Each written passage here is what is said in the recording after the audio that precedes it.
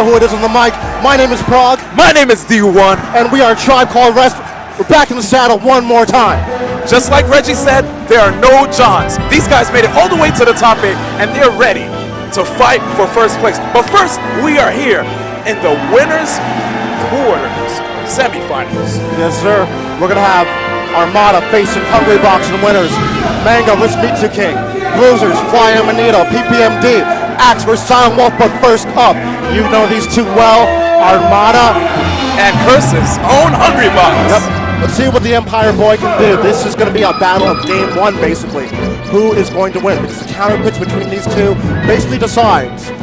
We're seeing already a Falcon come out from Hungrybox. We saw his Fox over at CEO. It did fairly well, especially a lot better than his Puff. It's a very, very different matchup from the first time these two met. Absolutely. Yesterday, this is the character that I saw Hungrybox practicing with in one of the suites. He said he's ready for Armada's Young Link this time. Let's see what he has up his sleeve here. Well, right now, it looks like he's having some issues getting in because he's constrained that top platform. Those disjointed hitboxes on the up air are giving some trouble. Yes, Armada's doing an amazing job of just sharking through the platforms with those up airs. Good stuff for avoiding that get-up attack. Here's some patience being exhibited by both players. You can see the spacing from Armada, and Hungrybox gets him off stage. Will he get the edge guard? The stage swipe with the up B! Oh, come on, you gotta refresh your invincibility. You could have wall jumped on anything else to get out of that situation. Definitely one of the issues when you're not playing your main character. Solid soccer kick by Hungrybox, getting Armada off stage, where Armada manages to come back and avoids those up tilts. If you try to swing in between those up tilts while Falco is executing them, you can't get hit. Oh my goodness, he's in a tough spot, but he comes back. Armada should have traded at that point. Instead, he decided to play it safe. Don't play him, keep building the lead, but he could have just made a huge statement. And what I really like from Armada, oh my gosh, the up B. Didn't see that one coming. Nice, he's just fading back with those neutral airs. You notice, even though Hungrybox is blocking a lot, he's not going for those grabs. I wonder if Hungrybox is trying to bait him to grab while he's blocking. Good stuff! Up 2 stocks, Armada, with Young Link, 126%. This is confidence from Armada saying, I know that you can play some high-tier secondaries, but guess what? I'm going to a quote-unquote low-tier secondary, and I'm making you look bad at the same time. Man, he is definitely on blast right now, as he has yet to take a stock off of Armada. Here's an opportunity. And the timer's off. Well, I'm not sure how long this will last. That's been too long, but that could be pretty dangerous. And we see the bomb in that situation being thrown. Hungrybox going out there for a reverse back air, but he finally closes the stock, but he's got to do a lot at this point. Absolutely, and now he finally gets the first solid hit off of Armada, but doesn't really get much damage off of it. Armada's dominating both the neutral and the punish at this point. Does not look really good for Hungrybox in this situation. Absolutely. Also, Armada's DI is just on point as well. Nice empty jump to a grab. Okay, let's see what we can do off of this. Edge guarding situation, saving the second jump. All right. Nice. Looked like he was trying to see if he can get that down smash, but again, Armada's DI is just too good, even after those jabs. And here's the up airs. 5 of them! Good stuff with the shield drop up air. How many more? How many more? Whoa! 138% off the top! Falco shish kebab. My goodness, it's not. Well, we are in summer. Here we go. Nice grab again. He's so consistent with these grabs. Gets the back air, but yep, Armada dies immediately because the blast zones are way too close to this stage. Yep, that's the problem with Yoshi's story. But again, you know, we're not seeing a semblance of a laser game from Hungrybox. That's also part of this map as well. Gets him off. But here comes the boomerang. I don't quite know if Hungrybox might stick to this character. Armada's making light work of him. Light work. Oh man. Nice! Expects to jump out of shield, forward air, and wow. Not to put Hungrybox on blast, but he did say this was going to be one of his answers to Armada's counter pick, but it didn't really look like. It looks like there's a lot more questions out there now. Yeah. Well, let's see what Hungrybox does. He's going to stick to his guns. Okay, first off, we're going to put the time on. Yes, because that's pretty major. And, you know, Hungrybox, no slouch at all. Last year, 3rd year here at EVO. 2nd at ROM 6, 5th at Apex, 7th at MLG Anaheim. The kid's pretty good. And, of course, you know, these two did face off a couple of weeks back at CEO 2014. And here we go, Armada. Hydrating himself a bit. Oh, but the chair is gone. There it is. And there goes the chair. Hungrybox with his hand on his hip. See what Team Curse Hungrybox can do. He's down already. All right, and we're going to dip straight into Fountain of Dreams. And he's sticking with his stuff. It's a tough matchup. It's not insurmountable by any means, but it is extremely difficult because we're definitely going to see the projectile game come to play. Those angles of approach that Hungrybox likes to use are going to be mostly negated and taken off the map by those projectiles from Armada. But this should be the first stock. Oh no, a bit too late. That looked like a systematic way of edgeguarding Hungrybox. He waited for the grapple to come out and then knocked him off stage. He had an opportunity to intercept the up B, but he came back. Right now, Hungrybox 0%. And the up air actually got the down air at that point. That was pretty good spacing, in fact. Hungrybox is relatively unscathed. It's fantastic what he's doing right now. Yeah, especially after game 1. He's never played the matchup this well, I'd say. He's not letting. Now the projectile game is starting to come into play. I'm starting to think that he picked this stage mainly because, you know, Young Link is really good at keep away. He doesn't want to deal with him on a stage like Dreamland where it's going to take forever for him to catch him. Here, he can at least, you know, reach through the platforms and be able to knock Young Link off the stage if he has the opportunity. Yeah, the top platform is definitely still in play here. Oh, yes. But wow, what a sweet spot from Armada. Good stuff, avoiding those boomerang. It's going to come back, though. He always has to be wary of that. And he gets the soft air. Is he going to be able to come back? No, sir. All right. Hungrybox with a sigh of relief after that one. Really good statement. A minute and 20 seconds off the clock. Doing a pretty good job of avoiding the invincibility. Woo. Here we go. We're back in neutral. And the neutral is where Young Link has to win. So you have to negate Armada's neutral. Did you see the smash DI on that And up up tilt, yeah. He went so far away. I want none of that because usually a rest is coming up right after. Yes, Hungrybox is known for a lot of those rest setups, which probably mean a KO at this percent. Absolutely. We've already seen that when he was fighting PBMD yesterday. Oh, yes. Nice. Even repositioning himself with the rolls. Mind you, Jigglypuff's roll is not the best one, so he's going to have to use that sparingly. Ooh. Oh, we have the German suplex to him off stage, using invincibility from the ledge still to counteract the down air with an up air. Oh my gosh. Armada having a really tough time of catching Hungrybox's movement. I'm starting to wonder if he even picked Falco just to throw off Armada's style, you know? He's probably still a little used to... He might be in that anti-Falco mode, you know? Right, but at the same time, you know, you don't want to throw a game away, especially since this is just semis. We're only 2 out of 3, so you don't want to throw a game away. Every stock counts. And again, a smash DI from Armada on nearly every move that Hungrybox is throwing out. Usually we'll see those drills from him into an up smash afterwards, but hey, no dice yet, no dice. Good avoidance. He had an opportunity to get that up smash after that drill. Nice back air. And Hungrybox is looking like a man renewed at this point. There it is. He finally got the opportunity with the boomerang to the up air. Yep, those projectiles always will lead into something if you're in range. Usually a down air or an up air to close it out, and that bomb may have saved his life. That would have been a potential rest. Ending Armada's stock. Too much percentage right now for an up air rest. And, you know, usually you would say that Hungrybox has to lead, he doesn't really need to go in, but I kind of want him to keep going and keep applying pressure. Don't let that projectile game really come into play. Because that's where Armada is going to go ahead and just do phenomenal. This is true. Oh, and solid wow. back air. Wow. Oh, man. With 3 stocks to 1 right now. Looks like Hungrybox might play the pitching game. No, he's still taking it straight to him. No. He's just waiting for an opportunity for him to toss a projectile out, namely the boomerang, because there is startup on that, and then he can hit him. And even some ending lag as well. But again, just barely evades it. Wow. Yeah, he's fishing. He wants it. He wants to end it early. I don't blame him because the rest, not only just going to KO, but it's going to be a huge psychological advantage. An amazing survival DI being employed here by Curse's own Hungrybox. It just might be his game. But this is Armada we're speaking of. Armada well aware of what's going on. And there we go. He gets confirmation off the bomb. But, you know, 3 minutes, 40 seconds. I don't think Hungrybox is going to play the clock. He wants to seal this one out and not give a second opportunity to Armada. You can see Armada is using a lot of those bombs because the knockback isn't too great, which allows him to get free follow-ups. And I like that from Hungrybox. I think he may have eaten that on purpose to try and use a pound afterwards, set up for an edge guard. Oh, you see a lot of cross-ups as well used by Hungrybox. Just going behind Young Link, putting him in a precarious situation. Oh, he gets the grab. He catches him blocking every time. That's the scary thing about Jigglypuff because, you know, she has those high priority aerials. You don't really want to deal with them. And whenever Jigglypuff comes close, you might think she's going to toss out a back air, then she lands right in front of you. Hence the name Tomahawk, which many people call an empty jump. We saw a lot of Tomahawks in Killer Instinct a few moments ago. Oh, yeah, absolutely. Nice, but he's going to live. And we're already seeing Armada slowly creeping his way back into this one. Hungrybox needs to steal it as soon as possible. Yeah, it looked like he was probably going for a grab there. We're going to trade. Not enough to KO Hungrybox, though. Good avoidance, avoid the boomerang and the bombs. Try to get close. His back was turned, so he couldn't get a grab.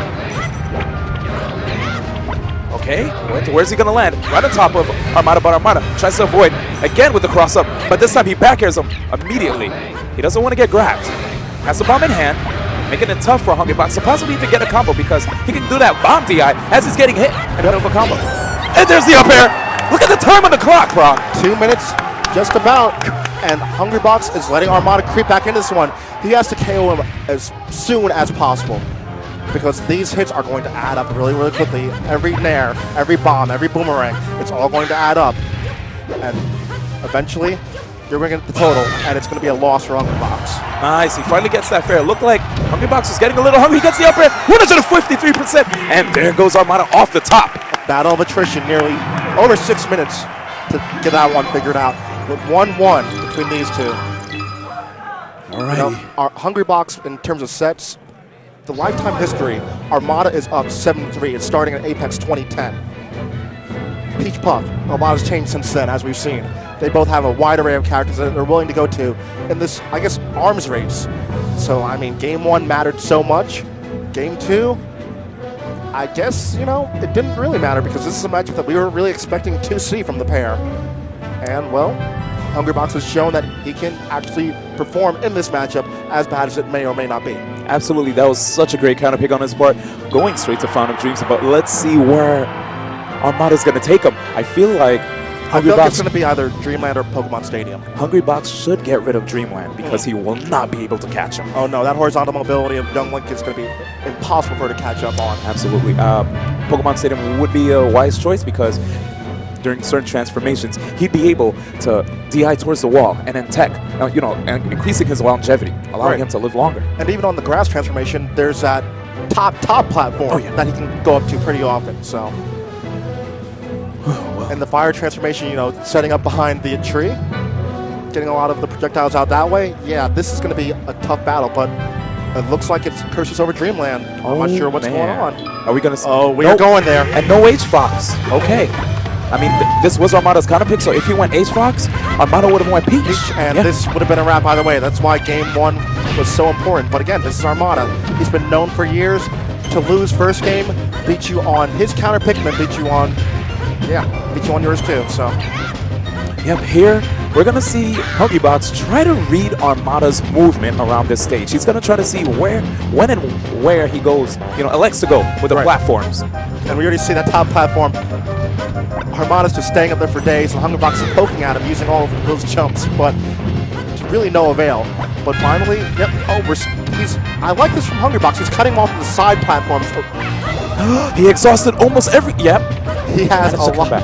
He has a lot of stuff to use to keep a lot of besides the jumps, but just a lot of words that I can't think of right now. A lot of things to exhaust, but you know, the pound and everything, the second jumps, but he's doing a fantastic job. Hungrybox, wow. Hungrybox.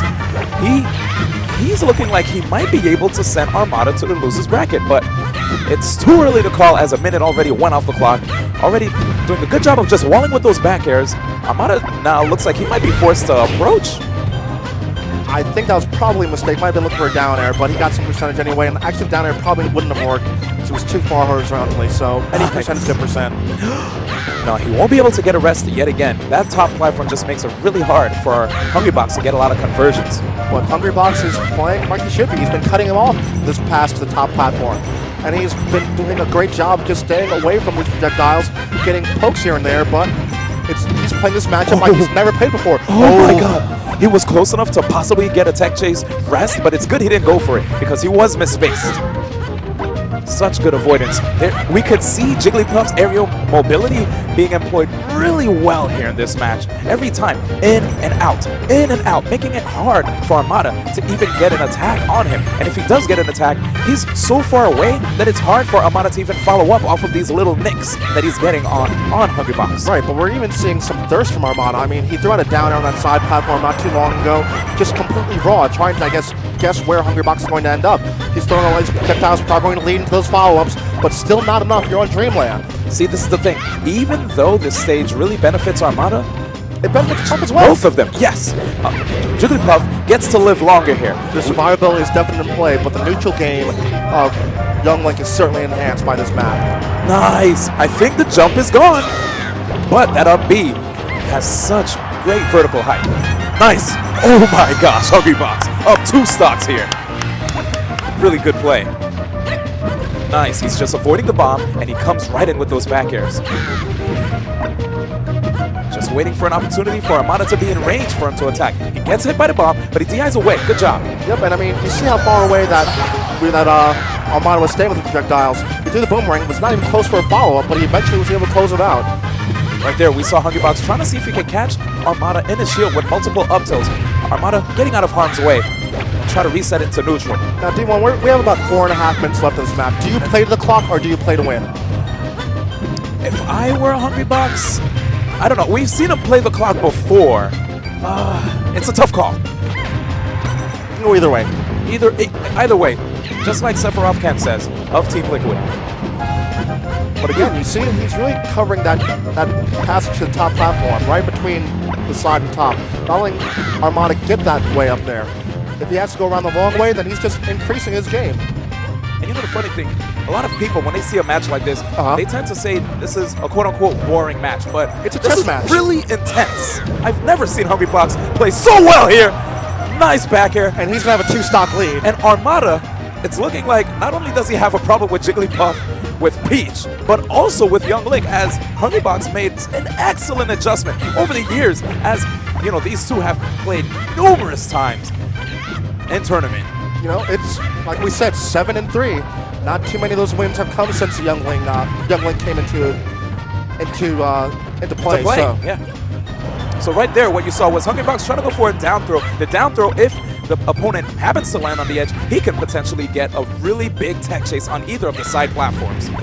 Fortunately, Armada DI'd the correct way so that he wouldn't be able to get a follow-up. Nice roll by Hungrybox. See, guys, rolls aren't always quote-unquote scrubby. You can use them to get out of tough situations. You just can't spam them, because then you get too predictable. And you don't really see Hungrybox moving with these rolls towards Armada. He's more so going away just to keep this defensive game of his going. Of course, and resetting back into neutral position, which he wants. And these hits are adding up so quickly. I don't think Armada can do this one. He's going to pull a miracle out. I'm telling you, man, the spacing is just immaculate here from Hungrybox. The patience being exhibited. Wow, pulling back with the fair. He's going for it. He went for it all.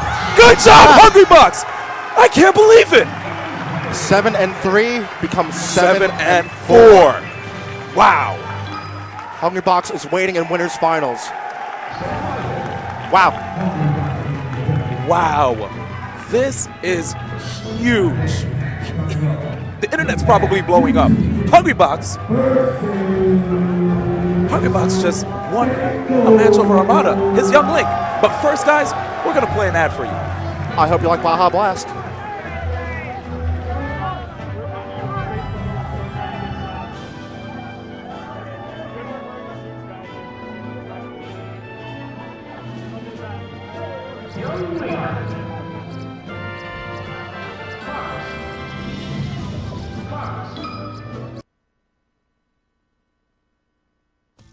Hey guys, Mountain Dew Baja Blast, that legendary tropical lime flavor from Taco Bell, is hitting stores this summer only. To celebrate, Mountain Dew made a new game, Baja or Bust. It's free on Android or iOS and lets you race through crazy terrains to get to Baja. Accrue points every time you play, enter bottle cap codes, or check in at Taco Bell. Use your points to win prizes like cameras, Taco Bell coupons, or even a trip to Arizona.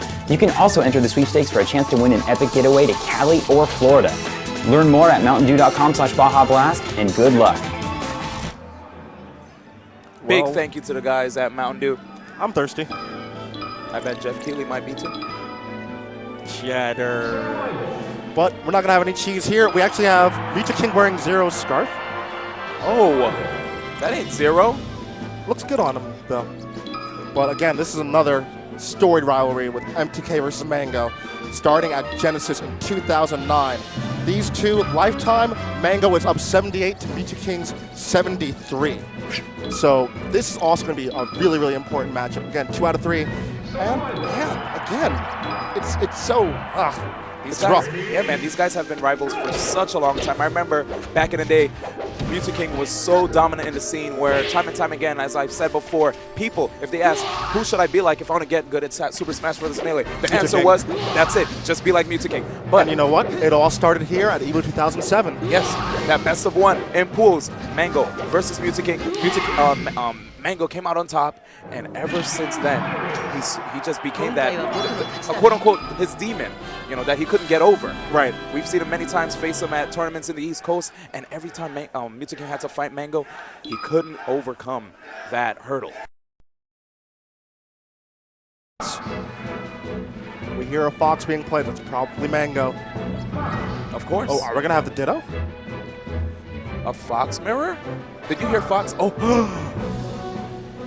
I don't know if the 4 stocks. Fox. Oh, no. Marth. Oh, Marth. boy. The Marth Never is mind. out. His Marth has looked so good this weekend. Yes. Him, Mewtwo King versus Leffen. We are seeing old Mewtwo King, Oh, but yeah. we're going to Fountain of Dreams. Just Let's a go little straight tidbit. into it. 11-7 in Mango's favor on the stage, All right. but maybe not. What's going on here?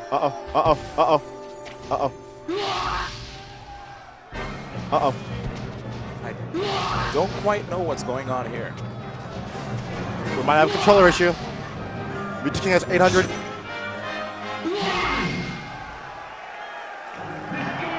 And Mewtwo King is up 1-0. No, he's not.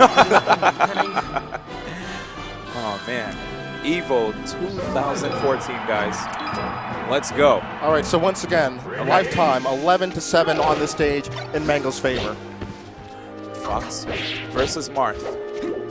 A matchup that a lot of Foxes are telling me they feel like Marth may have the He'll have an edge edge.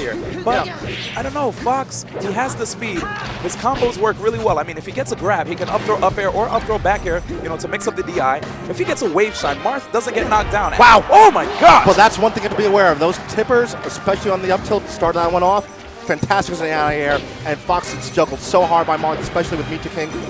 The crowd will be chanting, "A, A, A!" if there's a grab, and that's probably going to lead to a KO. Thankfully, there are platforms here which can break up those chain grabs and an excellent charged up smash. Right, but we are in FOD, and that left platform is disappearing. I wonder if MTK's going to try and push the envelope that direction.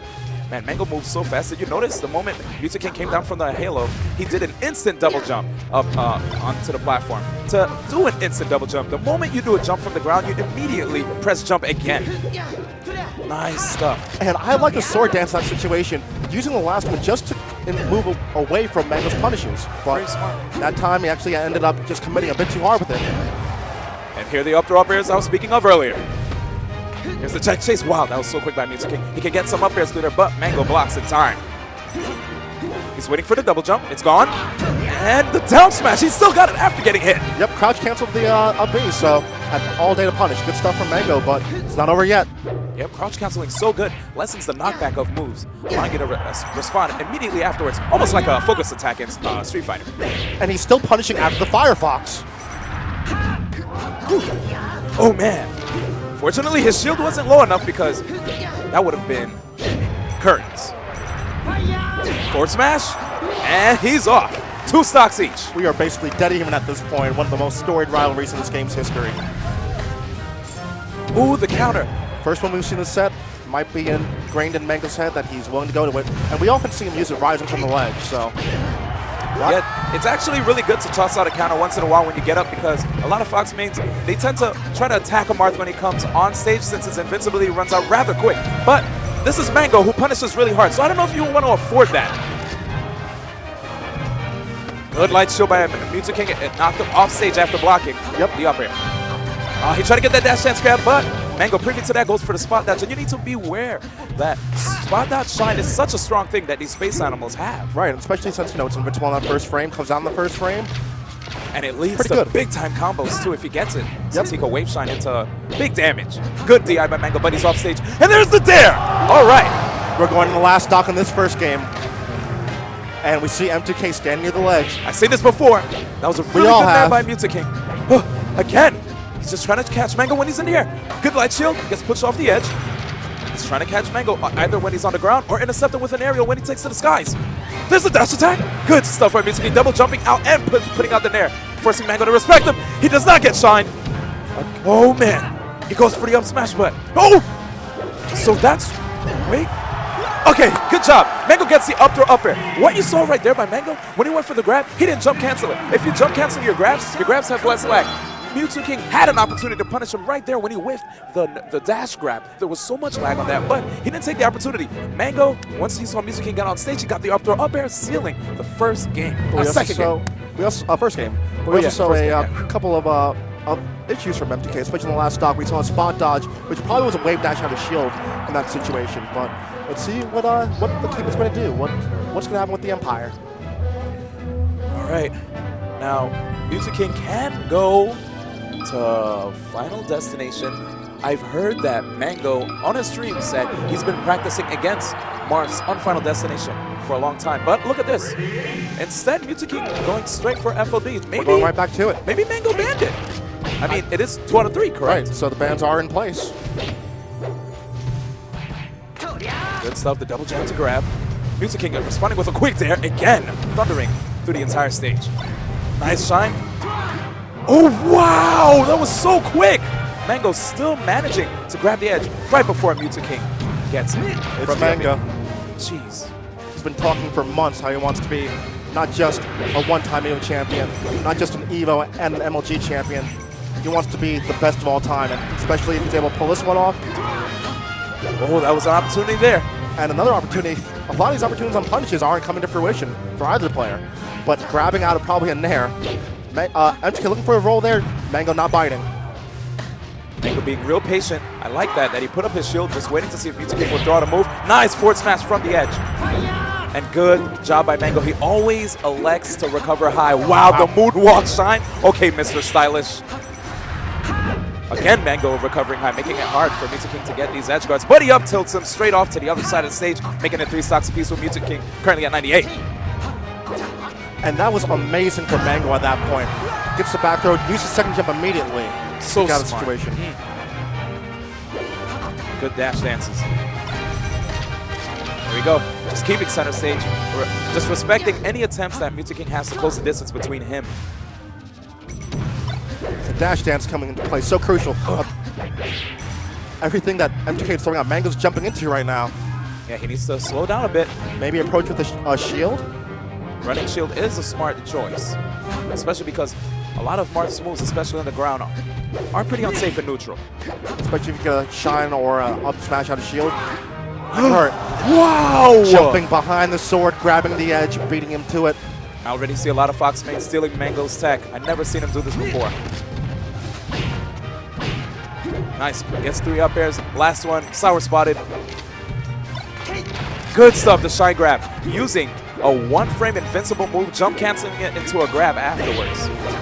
Oh, a little too early on that forward smash. Mango looking real good at 3 stocks, 111%. He could wave that shot of shield, up throw, up air. Not enough yet, but MTK looks pretty defeated in his face, and yeah. That was a good bait by Mango. So after getting Mewtwo in the air, he immediately goes for like the quick double jump back air.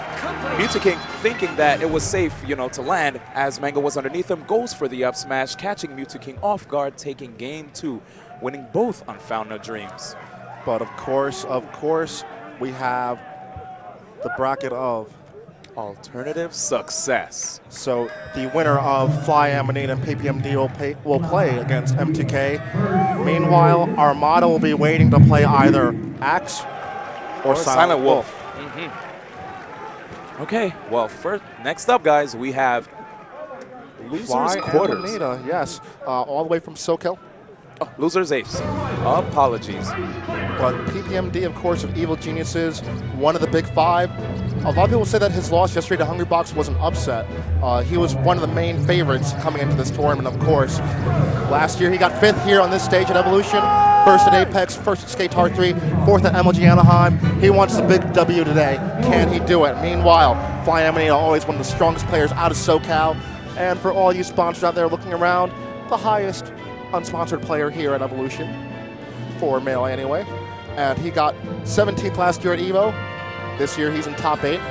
And of course 17th at Apex, 1st at the next episode, 5th at Kings of Cali 4 just last weekend. So he's on ahead of steam, but PPMD is going to be a really, really rough matchup for him. PPMD actually going Falco. Now he's been going a lot of Marth this weekend, saying that he wasn't really feeling the Falco. But he's going to it on this day. Let's see what he can benefit from it, especially since a lot of Marth mains aren't really too certain on how to approach and deal with the Ice Climbers matchup. I think this is certainly a better choice.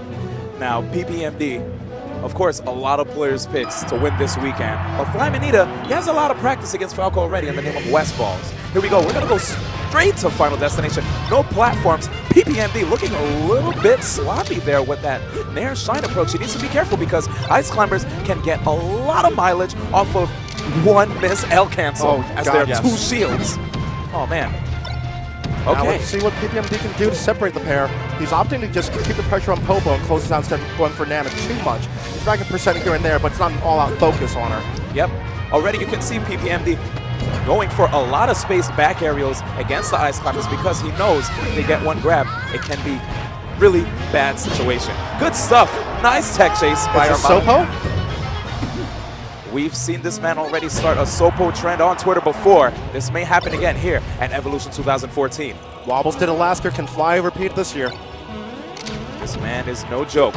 And he went for the up air, expecting that aerial approach, up tilt, pardon me, by Amanita. But just got beat out by the better spacing from PPMD. And Fly Amanita not even trying to go for the side B recovery. He just said, you know what, I'll reset the situation. I need that Nana back. Good stuff, just trying to pincer him to the left side of the stage. And the desyncing is coming to full effect. PPMD has to be extremely cautious of that, because we're seeing different timings being thrown out. And PPMD also has to be really cautious with his jumps, because we've seen him pretty often go to second jump, try and punish Nana, and Fly is there in position to punish him afterwards. Like right there, he could have gotten a punish off, but the back air beat out whatever he was thinking. Absolutely, there's the up throw, he gets the dash attack follow-up. Right afterwards, he can get a tech chase, gets the re-grab off of that dash attack. Here we go, tech chase again. Gets him off stage with a down smash. Is he gonna go straight? Yes, he does. Fly Amanita responding with a solid forward smash. Well, PPMD has a jump, manages to Firebird back on stage. Yep, a bit late on the down smash from Fly Amanita, but PPMD touched the ground, got that jump back. Oh, he's waiting to see if he's gonna roll, but PPMD does have patience. He's not gonna flinch. Nice, gets the laser jab. Nair knocks him off stage. Will he be able to grab edge? Nope, No. PPMD beats him to it, but Fly certainly is holding his own, and he hasn't really been able to get too much off of grab. I really like PPMD's movement here with Falco too. He's looking Look at really him, these stutter deceptive. steps. Yeah.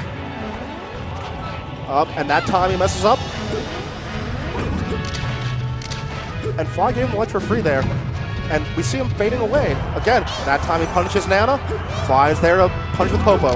Yeah, but PPMD needs to be careful of that, and good job. So what you just saw there was a desync, sending one of the climbers off stage to grab edge, while the other one was on stage.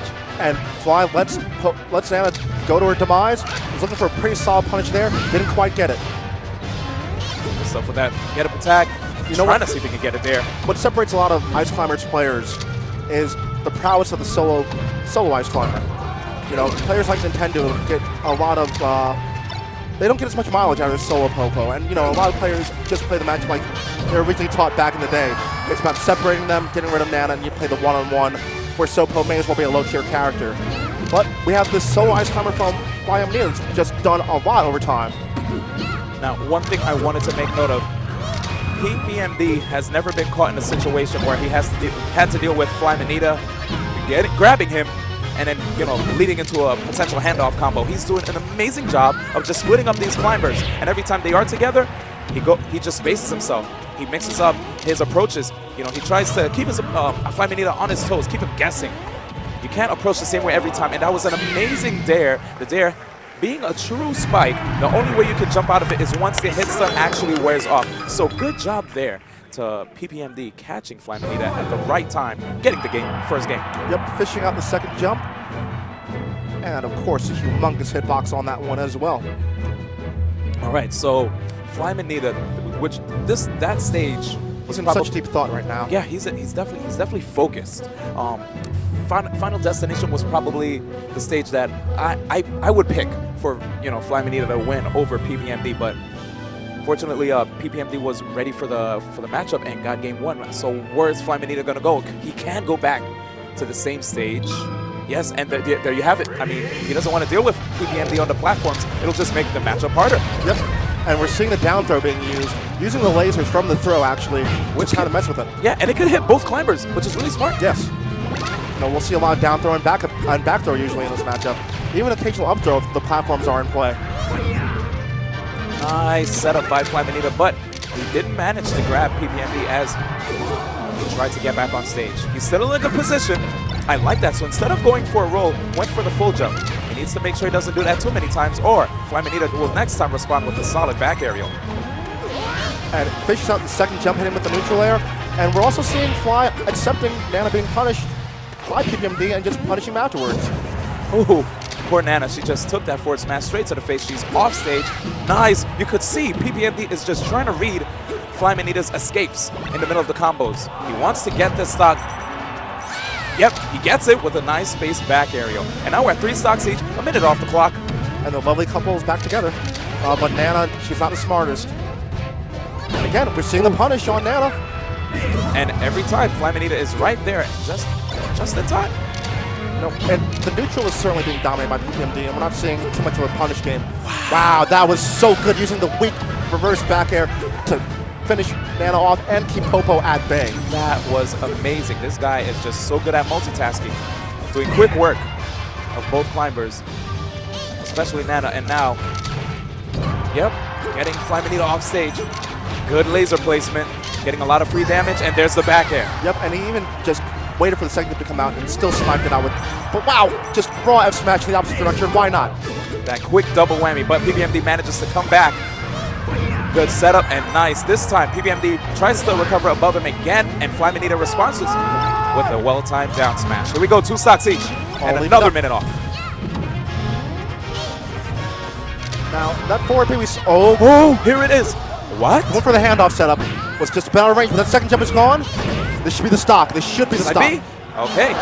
Fly takes the first lead so far this set. No rolls by Flaminita. That was that a second good jump is gone too. Oh man. Did you notice what PPMD did? He went for a cross-up with that dare, knowing that he doesn't want to deal with a potential grab. Good stuff by PPMD, waiting out the Blizzard wall just so that he can finally get back on. The crowd is singing R. Kelly, I Believe I Can Fly. They believe in Fly right now. These guys might be fans of Space Jam as well. Good up air to back air. But I think PPMD could fly. Oh, he knew it, but he just went for the wrong punish at the wrong time. Nice forward smash. Nana pays the price. We have a second life. Oh! That was almost an all-in. We are in Vegas. Gotta gamble sometimes. Nice, he gets back on. Good catch. Gets the up air, but he's living. Amazing DI by Flaminita. Okay. What can Sopo do in this situation? Oh! That was probably an execution error. Sopo magic again. Yeah. Sopo magic again. I can see PPMD face palming himself. He did not mean to do that wall jump at all. But good job by Flaminita capitalizing on the fact that PPMD made a mistake. You see a lot of players sometimes, when they see top players make a mistake, they'll let it rock. Yeah. It's like sometimes you play extremely random against another player just to get in their head. But we're going to Pokemon Stadium, which again, it's definitely going to favor Falco, especially with a lot of those transformations. But at the same time, oh, this man is angry. He took it straight to Nana. However, we're going to see some anger coming back from Fly as well. Good patience, and that was a smart tech away from the climbers. Not trying to tech in. He gets rid of Nana, and I like the down smash as it sends him at a downward angle. Yep, and if Nana was a bit smart, she probably would have been in position to back air PPMD at that point, but unfortunately she's just a humble AI in the working world. Ooh, lands. the forward air bringing out the up tilt. And that's crazy because Ice Climbers usually when they're in the air, they're not really the best characters, but he managed to still come back down with a fair. PPMD knocking him off stage. Is he going to be able to get this mash out? Mash as hard as he can to try to get back on stage, but still PPMD responded with a solid back air. And here we go. Back air of his own. Yep. And there's the setup again, but he's encased in ice. That Blizzard. Whenever you're at high percent, that's when you see that come out. And again, PPMD just playing, he's min-maxing this. When he doesn't have the opportunity to go after Popo in that situation, he goes after Nana, gets some more percent on her because her life percent is different from the ones displayed for Popo. Seeing a lot of back airs again. Oh, good get up attack. It's just Nana there. He doesn't have to worry. He tacks in. Nice forward smash, but again, responding with a quick back air the moment he tries to touch Nana. This guy's really overprotective of his own. Good job by Fly Manita. Yeah, very loyal. He's letting her take the hit, but he's punishing afterwards. Is that just gone? Wow! Wow! Is the favorite to possibly even get top 3 here at EVO on notice? He's in a deficit right now. He's been doing fantastic, but a couple of errors here and there. And a good down tilt setting him off. But, jab reset from Sopo. Nice air dodge. Reverse back air from Sopo again, giving him the ledge for free. Oh man, Fly Manita DIing down. Good, he catches the roll. Here are the lasers. Good at adding percent because he knows that once Nana comes back, this is certainly helping him out a lot more. Nice, he waited for the forward smash and then activated the side B. And we're also seeing those 4B recoveries. Fly's being pretty ambiguous. Is he going towards center stage? Is he going to wave back towards it? Landing on the platform that time. PPMD doesn't know where he's going to end up, and it's extremely difficult for him to pick up on that. But he gets the double dip. We're at 2-stock siege. We saw PPMD do a good job before on a stage without platforms, but this time, Fly Manita's getting a lot of hits on him. I don't know if he's probably being a little too impatient. Let's see, maybe even Fly Manita is just doing a better job of walling. As you can see, we have the blizzards, the icicles. It's a matter of control. PPMD's Falco was all about control. But it's kind of different because you have two characters desyncing stuff. Oh no! He messed up! Oh my god! My gosh! Fly did that one right back to him. Not like this! This is not what Fly Manita wanted. He was at low percent, if I'm not mistaken. Yes. Oh man.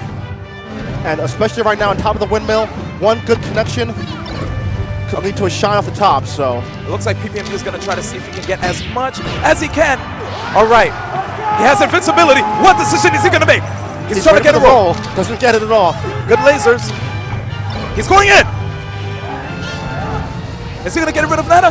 No, oh sir. no. There's the grab. He's stuck on the platforms. And Nana and Ice Climbers are reunited. But one thing we're not going to see from PPMD is a shield drop. He's not really comfortable doing them. Oh, he gets the fourth throw. Hit both of them. He gets the dare. He's going straight for Fly. Fly double jumping out of the combo. Gets the force smash. Nana's off stage. There. Be down to Sopo. Oh man, the dash dance. The up throw. Good. Flutter hush. The forward aerial. Spacing. And this could be it. There it is. With the taunt. PPMD sends Fly Manita out of loser's ace, taking the win over Fly Manita with a 2-1 victory. That's the thing in Melee. You get punished in other games, in Melee you punish yourself so hard. That stock was not lost due to an amazing 0-to-death combo. No, Fly lost that one stock because he just messed up a standard edge guard. Man, just that low percent, he flubbed the edge guard. PPMD made sure he grabbed the edge at the right time. But first, guys, I think we're going to have some more Melee action after this.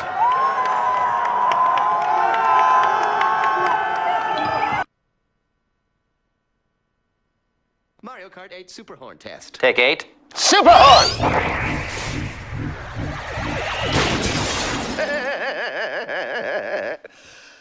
Super Horn. Finally, a way to stop the almighty Spiny Shell. The all-new Super Horn. You can use it in Mario Kart 8. Every kart, every track, every item has been insanely tested for flippin' fun. Mario Kart 8 only on Wii U. Well, well, well, we are back. So, this one is one that a lot of people have been waiting for. Silent Wolf has just been playing out of his mind this weekend. D1, when was the last time Silent Wolf got top 8? OC3, 2007. Let's put that in perspective. At that tournament, who was present? Bomb Soldier, Isaiah, King, Ken, Eddie, Taj, Ford, DA Dave, and the winner was PC Chris. That was a long time ago. Last year at EVO, he got 9th place, got 13th at Apex this year, but he certainly wants to be back here on the main stage, and he has fought his way through a gauntlet of competitors yesterday. Round 1, lost to Dark Rain, but he beat Madar, Cactar, Duck, SFAT, Shroom, Fiction, and Leffen on his way here. But Mortality's Axe is no slouch of his own. Got 13th here last year as well, and we know that he loves space animals. This man is quite possibly one of the top 10 players here in the planet, and he mains Pikachu. Also has a counter pick Falco, but for the most part, you see his Pikachu in play, especially against space animals. Because he's going to get some stuff on the throw, some fantastic edge guard setups. He knows how to play this character extremely well, but Silent Wolf said that he wanted this person more than anyone else in the loser's bracket because he feels like he can dominate this matchup, as difficult as it may or may not be. Now, the funny thing is, I've heard from many players that Axe has the winning record against Silent Wolf. I wouldn't doubt it at all. But yet, Silent Wolf is making some really good decisions here in neutral, which is helping him to get the lead over Axe. Good stuff. Using the Shine to not only slow down his descent, but also reflect that Thunder Jolt that Axe threw in his way. But it just ended up increasing the time to recover, let Axe set up for that forward tilt. Good DI out of that combo, and DI being directional influence, right? of course, it alters the trajectory of your knockback after you get hit. So if you employ combo DI, you would try to go away from your opponent so that you can make the follow-ups harder. But once you know a solid hit is going to come in to knock your opponent off stage for the finisher, that's when you employ survival DI, allowing you to come back on stage to live once again. And again, Axe just knows how to handle all these situations. I mean, we're seeing some of the famed technical prowess from Silent Wolf doing some fantastic stuff with illusions into ledge cans. Oh, we got a taunt though. Man, this is The a tight taunt has been thrown. Woo! Tight battle, 2-stock siege, 0%. Silent Wolf. Every time you see he goes for those shines, Pikachu gets knocked down, so he doesn't really quite get guaranteed combos unless he misses attack. He can go for a jab reset, but here we go. He avoids a potential forward tilt edge guard. Is he going to go roll in, or is he going to get up in place? Actually misses the forward tilt. He ended up running off and looked like he was going to throw out a nair accidentally, but the forward tilt definitely would have done the job. But it's all about, you know, sometimes everyone messes up. How can you recover from it? Silent Wolf is just being really patient here, not trying to press the advantage a little too much. Oh, there's the down tilt knocking him off stage. There's the forward tilt, a really good hitbox, and the forward smash! Pikachu used Thunder Jolt. Man, everyone's raising their Pikachus here in this match, guys. Super effective. Oh man, Jeff Keighley. And again, the air dodge. Nice setup. Using This it is in the building. stuck. Goes out there. Arizona is screaming right now, and he has the Pikachu in his hand. Raise your Pikachus, everybody, because Mortality Zone Axe took the first game here. Don't celebrate yet, though. That's just game one. That's it. Whew. But the Pikachu chant, There they are. Someone's raising their Pikachu already. they had it from the E3 Invitational. You're not supposed to keep those. Give that back to Nintendo. Reggie wants it. Oh man, Sakurai's watching. Good stuff. He's not trying to get caught by these up airs. Up airs, Pikachu's up airs, knock the opponent up in the air if you catch it at the right time, which can lead to potentially a grab or an up smash. Yep, that move has about 4 or 5 different hitboxes, so one that we're most familiar with is the tail spike. Whoa, that was definitely a mistake, Yes. Technical error on Axe's part, but not a big punish from Silent Wolf. and you know, I feel like this is a pretty even stage for both characters. You know, we have the low ceiling that both of them are going to employ, possible chain grab, but the mobility of Fox certainly comes into play here as well. However, you also get Pikachu home field advantage with an up smash. Oh my gosh, yes, he is on Pokemon Stadium, so this is his home field. And that up smash, strongest non-charged up smash in the game for newcomers to Super Smash Bros. Melee. Fox is pretty good though. Oh yeah, can't sleep. Oh, he's just waiting. He does not want to get caught by any of his neutral airs or his grabs. He's trying to get as much damage as possible. Misses the recovery. There are 2 parts to Pikachu's up B recovery. He can go straight and also go diagonally. Or up as well. Okay, there goes the neutral air. He tried to see if he can intercept with the forward tilt to knock him off stage. Nice up air out of shield. Yep, that was crucial because the shield pressure from Silent Wolf was coming together, but those 2 Pika feet. That was a really smart setup by Axe. He immediately went for the Thunder Jolt, forcing Silent Wolf to try to avoid it and go for an immediate side B. And the moment Axe landed on the ground, he tossed out an immediate forward tilt to counter that. That was just so smart. These guys are thinking on their toes. But also one thing we're going to see from this pair, especially from Axe, being from Arizona, those guys are renowned for their shield drops. dropping through the platform and nearly immediately being able to throw out a counterattack. Absolutely. Using the jab to reset the situation, gets a grab, up throw, up air. Still manages to live because there wasn't too much percent. And I like the idea from Silent Wolf. Wow. I like the up smash too, but he throws it in the back air, not just to clink with the Thunder Jolt, but also keep the hitbox out a bit longer and maybe hit Axe with it as well. Here he goes. He's fishing a lot for these up airs. Good dash dance grab. Manages to only squeeze in one up air. He's hanging on the platforms. Manages to finally get on the ground. Good shine. First one he's seen here so far in this set. Good smash the eye, however, but not going to smash the up smash. Silent Wolf might be one stock away from evening this one up. Again, with the up airs, but Silent Wolf, with these well-timed neutral airs, just getting right in. Yep, and he's going to have to be really cautious with those neutral airs, because when Axe senses it's coming, some kind of down smash, he's kind of an anti-air and gets more mileage out of it. Wow, try to see if he can change two of those neutral airs into a potential up smash, but good DI by Axe. Here's the up throw, up air, smash DI. So a smash DI, guys, allows you to immediately avoid. Oof, good up smash. Good up smash by Silent Wolf taking game 2. But in those multi-hit moves, you eat one hit and then you're mashing to get out of the rest. So like we'll see an up throw into an up air. The first he'll connect, but they'll slide through it magically. It's not magic, it's smash DI. It's ridiculous. You have to do it the moment you get hit. You can't just hold it. Anyway, here we go. Game 3. First game was on Battlefield, which went to Axe. Second game, Silent Wolf on Pokemon Stadium. Now let's go to Fountain of Dreams. FD was probably banned to avoid the chain grab, and I kind of like the FOD counter pick for Max, because with a player as technical as Silent Wolf, the changing heights of the platforms can really do a lot at messing him up. Potential stock, gets the up air tail spike, and Zoo to death! Nice light shield, not even trying to get shield slap, as the shields do get really small. And another stock, Pikachu! Pika Pika! Still at 0%. Oh, commentator's curse. We went from trouble. I think, Axe has been a fan of Team Rocket because that trouble doubled extremely quick. The Pikachu chant is humongous here. Oh man. Silent Wolf. We've seen a lot of 4 stocks on this stage before. But 45 seconds, Silent Wolf might be down to his last stock. Is he going to get it before a minute passes? Well, let's see. He's right near the edge. Oh my God! Destruction! That was emphatic. That was amazing. Mortality, are you watching? This boy Walgreens Drake says, take care. You guys can thank me later. I'm going for trophies here in Vegas.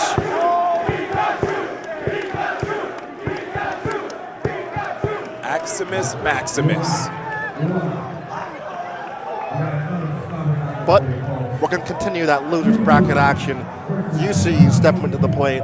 I know some people like this rivalry between Evil Geniuses and Empire Arcadia in a lot of games. Well, it's moved into Smash fairly recently, and we have PPMD up against Mewtwo King. So, PPMD is currently up 10-5 overall over the lifetime of these two players. But, I mean, we saw these two face off fairly recently. Am I correct? We've seen these guys face off at Apex 2014, but also in tournaments before that, ROM 2, way back in the day when the rivalry started, if I'm not mistaken. Yep. I mean, PPMD, you can go back to, actually with Mewtwo King, Apex 2013, he lost twice. Xanadu, he lost to PPMD. Big House, he won it after beating PPMD. And Skatar 3 lost to PPMD. But he got some retribution a couple weeks ago at MLG Anaheim, getting 3rd place and beating PPMD in bracket after losing to in pools. So these two certainly have a storied history. But again, PPMD, a favorite here in this tournament. What's he going to do? How's he going to manage? I mean, again, first at Apex this year, first at Skatar 3, 4th at MLG Anaheim, and last year Evo, 5th place. Right now, if he's out, he gets 5th place. He wants to improve on last year. Now, it just matters what's going to be, because we've seen a lot of characters between these two. We've seen a lot of Marth come from PPMD, and in the Ditto, he's looked like dominant to the point where MTK has gone Falcon to play against the Marth on FD. And I remember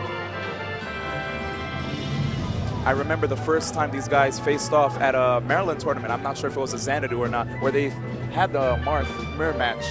And It wasn't pretty. it was not. It That was quite the, ugly. The first time ever in history that PPMD beat M2K in the Ditto. And now, if we see Final Destination come up between these two, you will see PPMD go for the Marth. But just like you said at MLG, Music King Did go bust out the Falcon. Captain Falcon. And it was closer than a lot of us expected. Oh yeah. But we're gonna first go to Battlefield with Music King going for Sheik instead of Marth. And actually what they did there, instead of going off the bat, they decided to go for a neutral startup because, of course, heading controller port, everyone has an advantage. And, of course, M2K would go for it this time because he does have second player port instead of first. It's true, he always goes for first port. But PPMD already doing a great job of just racking on all this damage, keeping Music King in the air. But Nice. one thing that really matters in this matchup, especially between these two, PPMD can rack up all his damage all he wants, but if M2K gets him off the ledge, that stock is disintegrating. That's it. Team Liquid, no. He's on Evil G's. When he was on Team Liquid, he'd be Team Evaporate off the stage. But Music King, you know this man. He always lives on the edge. And if you give him one chance, he will take it. He will toss you off the stage and take out your stock at 0%. Good sweet spot right there. But good shield poke, M2K aiming for that top feather and beating the crown off PPMD's first stock. Really solid back air edge guard. Here we go. Music King getting rid of all those needles. He really needed that to get PPMD out of crouch cancel range. Probably a mistake, maybe thinking he was going to land But sooner. it really didn't hurt him too much because right after that, he's starting to negate the neutral game that is so heavily reliant on lasers from PPMD by power shielding it and sending it right back to him. Got the double dip. Yep, it was better that he went for that than another down smash because it knocked Music King up in the air, and he was right over the edge, which allowed him to get in position for a second dare, sending Music King off stage. Oh, good Probably a stuff. little technical flub on that edge guard from M2K, dropping low. Probably wanted to jump immediately and throw the back air, but not quite in the cards for him. Music King messing up a bit of his tech chases, it seems, here too. But we're seeing M2K doing some fantastic stuff. We see him push PPMD off the ledge there and go for a down smash right after. This kid's smart. Very, and that was a smart neutral air by Music King. Those lasers not having too much hit stun, allowing him to squeeze in a neutral air, getting PPMD on stage. 2 stocks each. Here we go. Nice, going over the needles. Amazing maneuver by PPMD. But here comes the punish game from PPMD. Doesn't get a lot out of it, but he's going to continue. And of course, we're not just talking about a lot in terms of damage, but the stage position definitely increased in PPMD's favor at that point. Oh, did you see that double jump by PPMD? Noticing that Music King was trying to go for a forward aerial, and he avoided it. But PPMD has to be careful, especially where he is right now. And that pivot grab would have probably sealed the stock. But again, another technical flub from M2K. PPMD just doing a really good job in neutral as Falco. Oh, misses the punish. Falco's a really good character in neutral game. It's really tough for Sheik to deal with all those lasers and those high priority aerials. We're seeing some players from both these players. Down smash, Music King not even DIing down and trying to tech. Some people tend to call that the OMS attack. Oh, nice. Tries to go for the shine out of shield after Music King try to apply some pressure. Good tech chase. Here we go. Puts him in disguise. Ooh, Music King, hey! Style! And PPMD smiles like, yeah, I deserve all for holding in, DIing him properly. But hey, M2K had a smile on his face, and you don't want to see M2K smile, because that means he's getting confident. Of course. I'd give that combo 9 out of 10. You're such a Russian judge. That's easily a 10. Here comes the tech chase, though. Wow. PPMD at 64%, a percent where almost every hit now from Music King will knock him over. Okay, PPMD needs to do a really big combo here. And there's that OMS tech we talked about before. Oh, Music King off stage. Grabs edge, invincibility gone. Oh, he misses, and Music King was way too far. You can see PPMD with a sigh of relief, even probably taking a deep breath to calm himself after realizing Music King could have possibly grabbed that edge, but he made a mistake on the recovery, allowing him to get game 1. I don't even think he would have grabbed, even if he did grab the edge, I think he was done for because of the down smash, extending a bit outward. Maybe if he landed in the center hitbox, it would have been fine, but sending him upwards instead of just straight out. But again, another neutral start, and we're going for round 2 here on Battlefield. Battlefield or bust. Good spacing by PPMD, trying to bait out those grabs. Grabs, even the standing ones have a decent amount of lag, allowing you to squeeze in a potential jab or anything into big damage. Yep, and especially as we have the Falco on screen, a shine in that situation. It's going to lead to big stuff. Yeah, right there, that was a really early down aerial by PPMD, which didn't have enough of the block stun for him to be safe after approaching Music King, which sent him off stage. It could have been potentially a stock. Okay, tech chase situation, nice lasers. And I love the dash dances that he's using. A lot of novice Falcos tend to rush in foolhardy after they use a laser. But Music King, PPMD, mixing up Music King, keeping him on his toes, using dash dances. Definitely. Even on the platform, we saw him fall through the platform, then blade land right back onto it, baiting out a forward tilt from M2K and then getting a punish afterwards. Of course. Deception is a big thing here in Super Smash Bros. With all the movement options that you have, it allows you to mix up your opponent. The less your opponent knows about you, the better. And we all know that, as Justin Wong says, one of AGPPMD's companions, evasion is so much better than blocking. That's right. You don't want to be a sitting duck. Or a sitting Falco. A moving target is the hardest target to hit. Ooh, good stuff by Music King, sending PPMD off stage. And you know what? Even though Music King is behind, I still have good confidence that Music King, if PPMD makes one mistake near the edge. And you see the adaptation that last little skirmish. First time M2K went for a grab, yes. threw him off. PPMD was cognizant of that. He throws out a roll. M2K was definitely expecting a spot dodge in that same situation. And here's the patience again. Nice. Just weaving back. Good DI by Music King. And is he forced to recover on stage? He goes on the platform. I like the down aerial. If he went for the up air, he could have possibly smashed the ice. Nice, back airs him off stage again. Tosses out lasers, but Music King going really low. Forward smash, and that's a goal. Setting him straight off the top. Final stock for Music King. This is potentially Music King's final game here in the losers bracket of Evolution 2014. Again, he got 5th last year. Oh, He's going to do a miracle here, but we've seen from M2K in the past. he's not using Marth, so we're not going to see a lot of big combos. Or will we? Beautiful edge guard. Nice. He stays right there and rolls on to ensure the edge hog. Not yet. One good tech chase, one good job getting PPMD off the stage.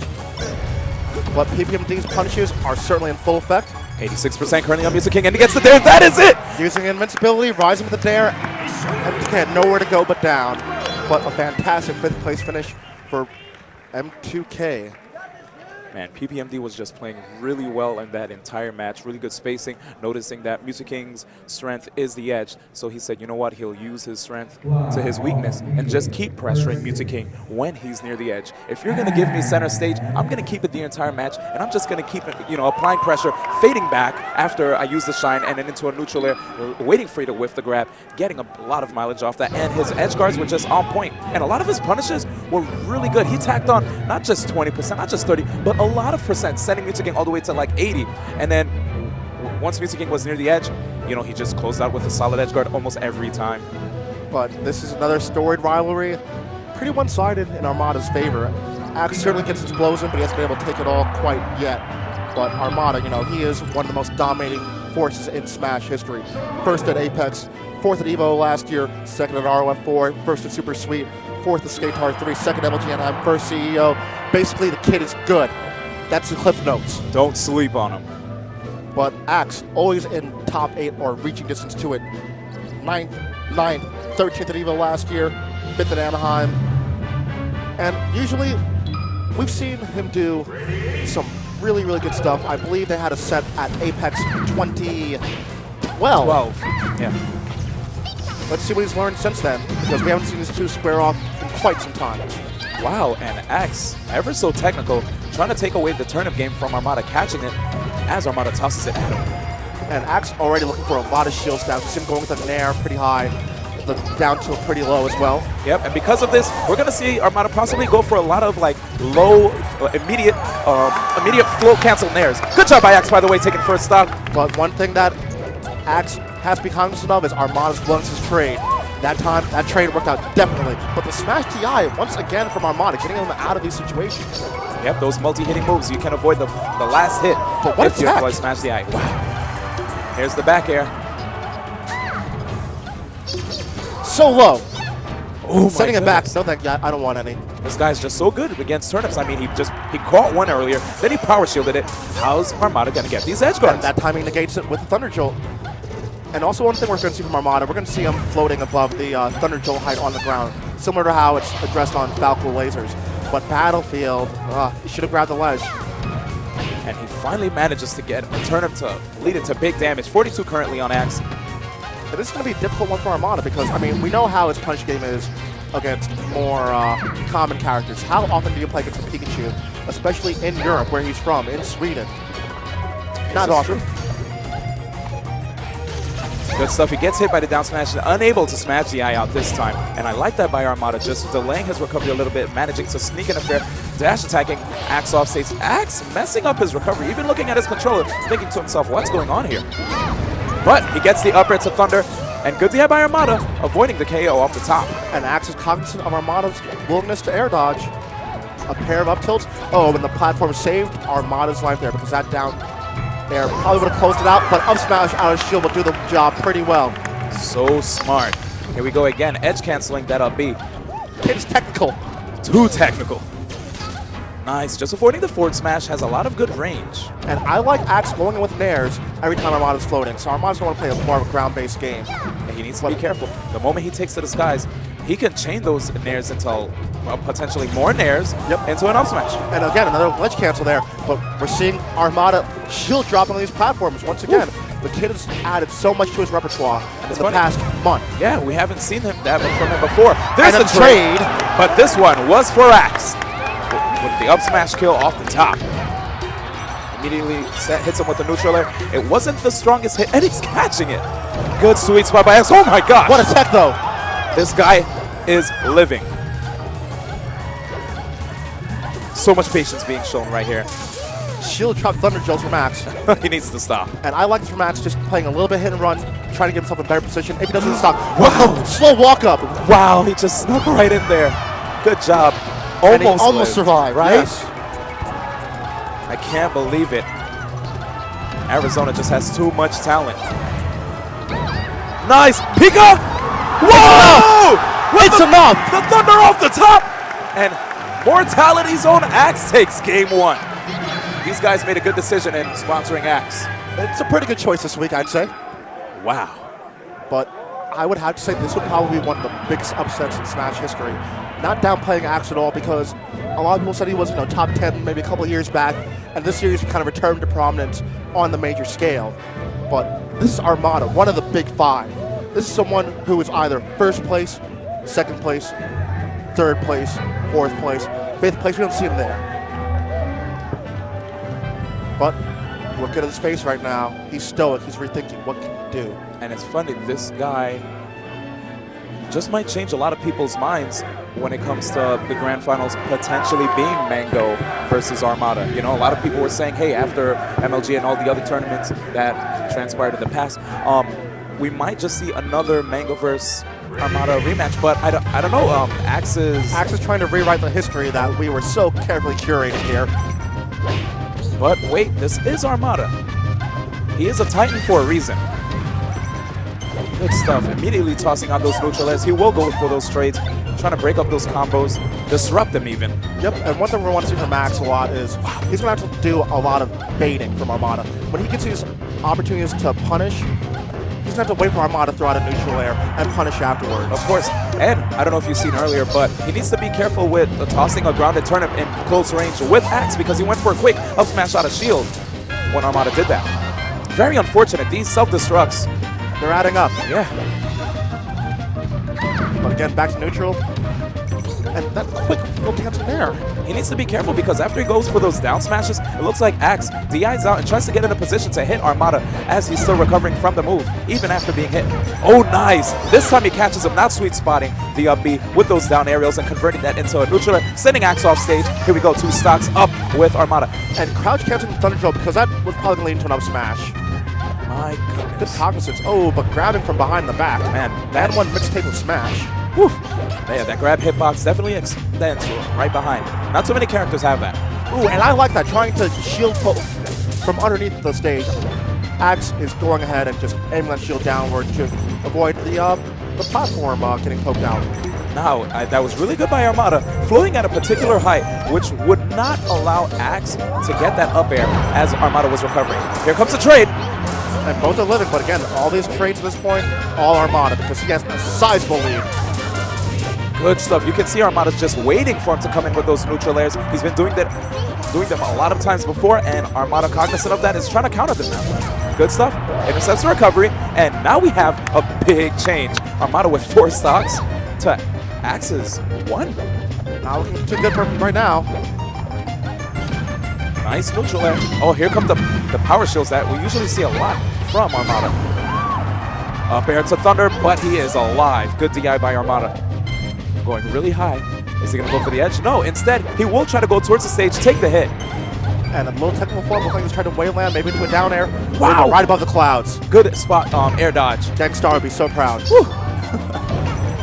The Stitch face is thrown away, but it's going to lead to an edge guard scenario. Apparently, he's probably saying he doesn't need it, or maybe he didn't even see it. The up air setting Armada back on stage, still with the 4 stocks. It's so hard to get it out that far out because, again, multiple hitboxes that you're using that little circle. Oh, Axe, after getting that KO on Armada, just ran off stage. He's a samurai. No one deserves to take his sword unless he takes his own life. Oh, man. Well, I guess I agree with that because he probably doesn't want to kill all of his momentum. Yeah. He had a great game last game. It was really, really tight. That one, not so much. And, he lost Armada's counter pick. But where's he going to go? Yeah. I mean, they're pounding it out, of course. These tournaments are an endurance test. And, a game like Melee, which is so taxing on your fingers, you definitely don't want to burn out, And already, I want to see more aerial combat from Axe on this situation. Because I want to see him just crossing up a ton, getting out of range of those down smash that he really hasn't been privy to. We're seeing a lot of those crouch cancel down smashes from Peach, but it's such a tough matchup for him. Okay, well, here we go. Armada again, just setting up these walls. That turnip toss was a good attempt, but Axe was able to still grab at the edge. He's still getting knocked off stage, almost like a pinball. Every time he comes back, Armada's almost like a flipper, just setting him off. Yeah, and it's really tough because he is so aggressive right now, but an up air closing it out. He's playing really aggressive, and it's a battle of poke and counter poke, and Armada's just counter poking for days. Now, did you see that DI from Armada? The reason he went for that is because that was a potential up B follow-up by Axe, but he DI'd it in such a fashion that it would make it hard for Axe to extend the combo. And Armada just walling him out with these back airs, trying to beat out everything that Axe is throwing. And it's working really well, a lot of damage, because he's running into these things.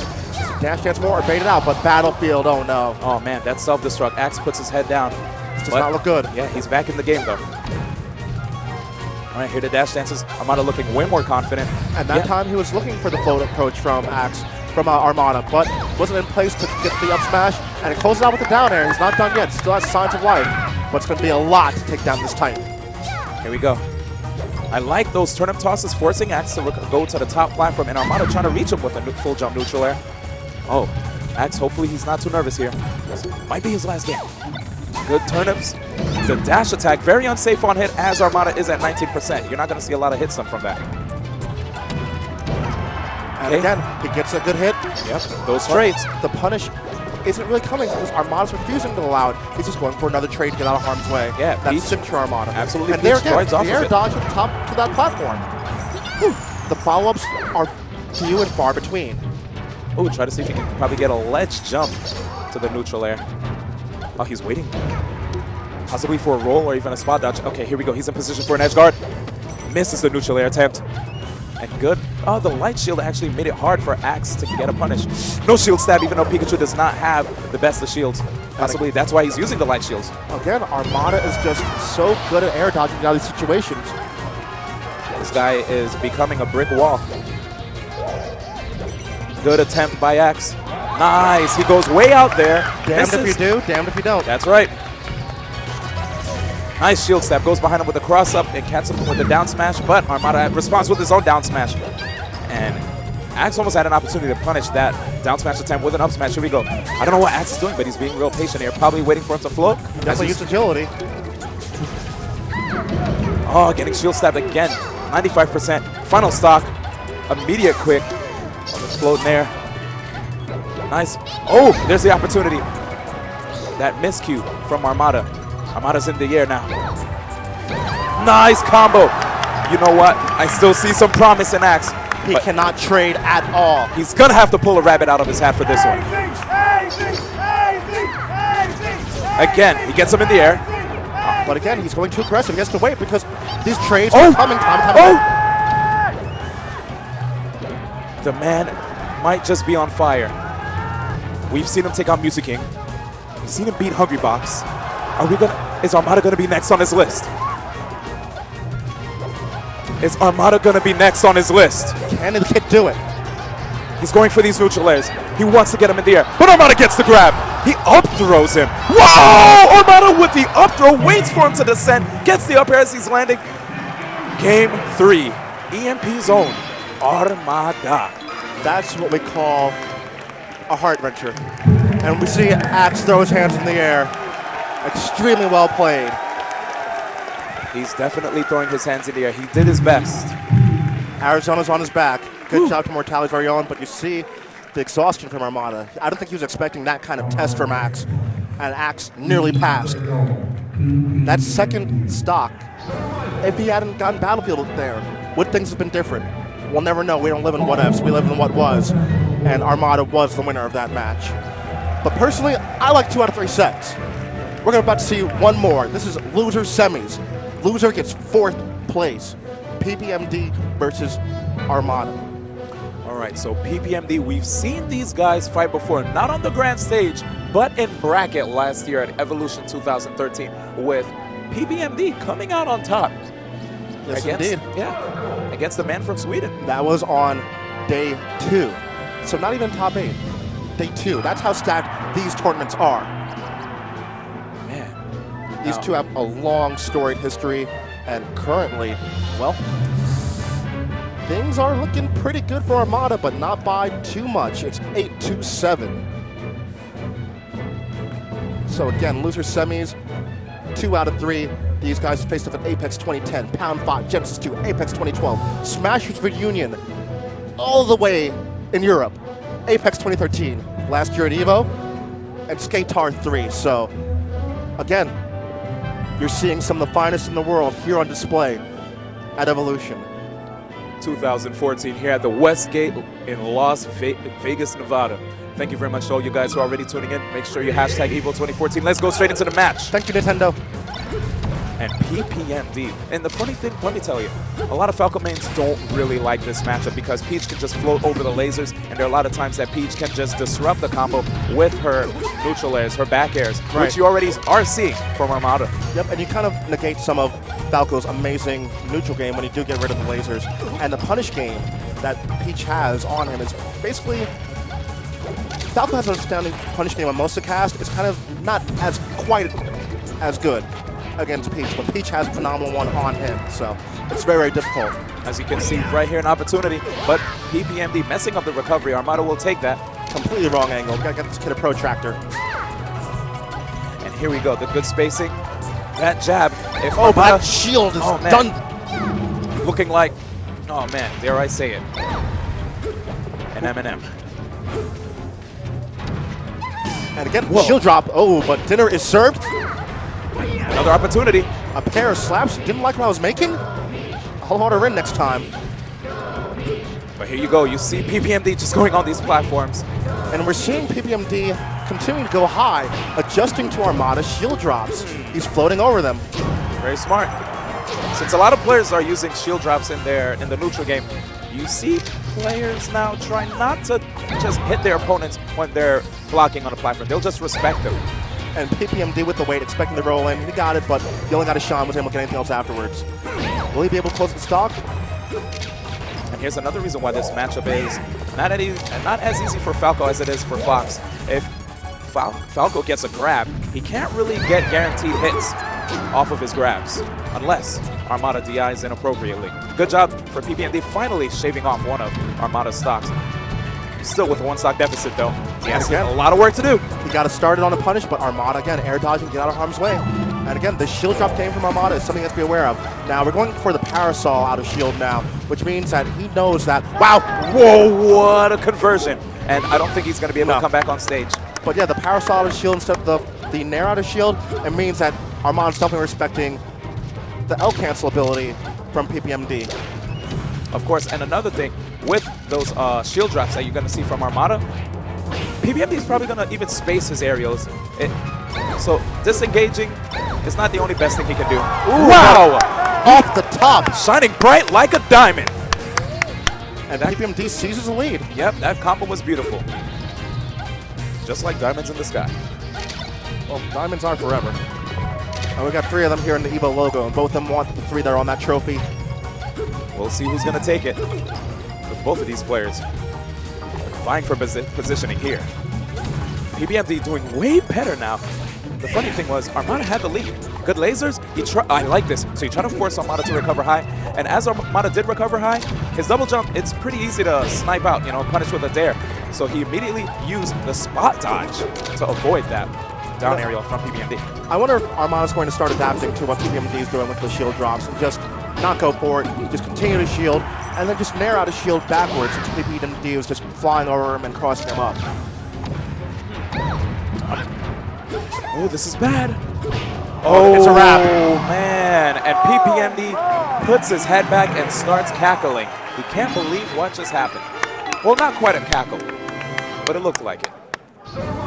Armada stole that one. But again, we're talking about the punish. Yeah, man, when you're Falco main, you have to be careful. You can't have your back to the edge, especially against a player like Armada, who is big on optimizing his punishes. If Definitely. he gets one hit on a character like Falco, it's lights out. The neutral between the pair, fairly even though the laser game is negated. PPMD's movement using the platforms is definitely going to help him gain some of that ground back. But the punishes from both players, PPMD, he gets these nicks here and there, but if Armada's able to nair out or able to air dodge out, it makes it rough for him. Meanwhile, Armada's willing to carry him everywhere. Everywhere. Everywhere. Literally. And especially the recovery game from Falco, not that good. No hitbox on the up B if he wants to recover that way, so Armada just has a license to go out there and finish him off. And PPMD is ready to play. Armada rethinking everything. I like the fact that I'm not sure if it's PPMD that's deciding to take a breather. He's probably trying to kill his momentum. You see a lot of pro players use that nowadays. Armada probably has a lot of momentum.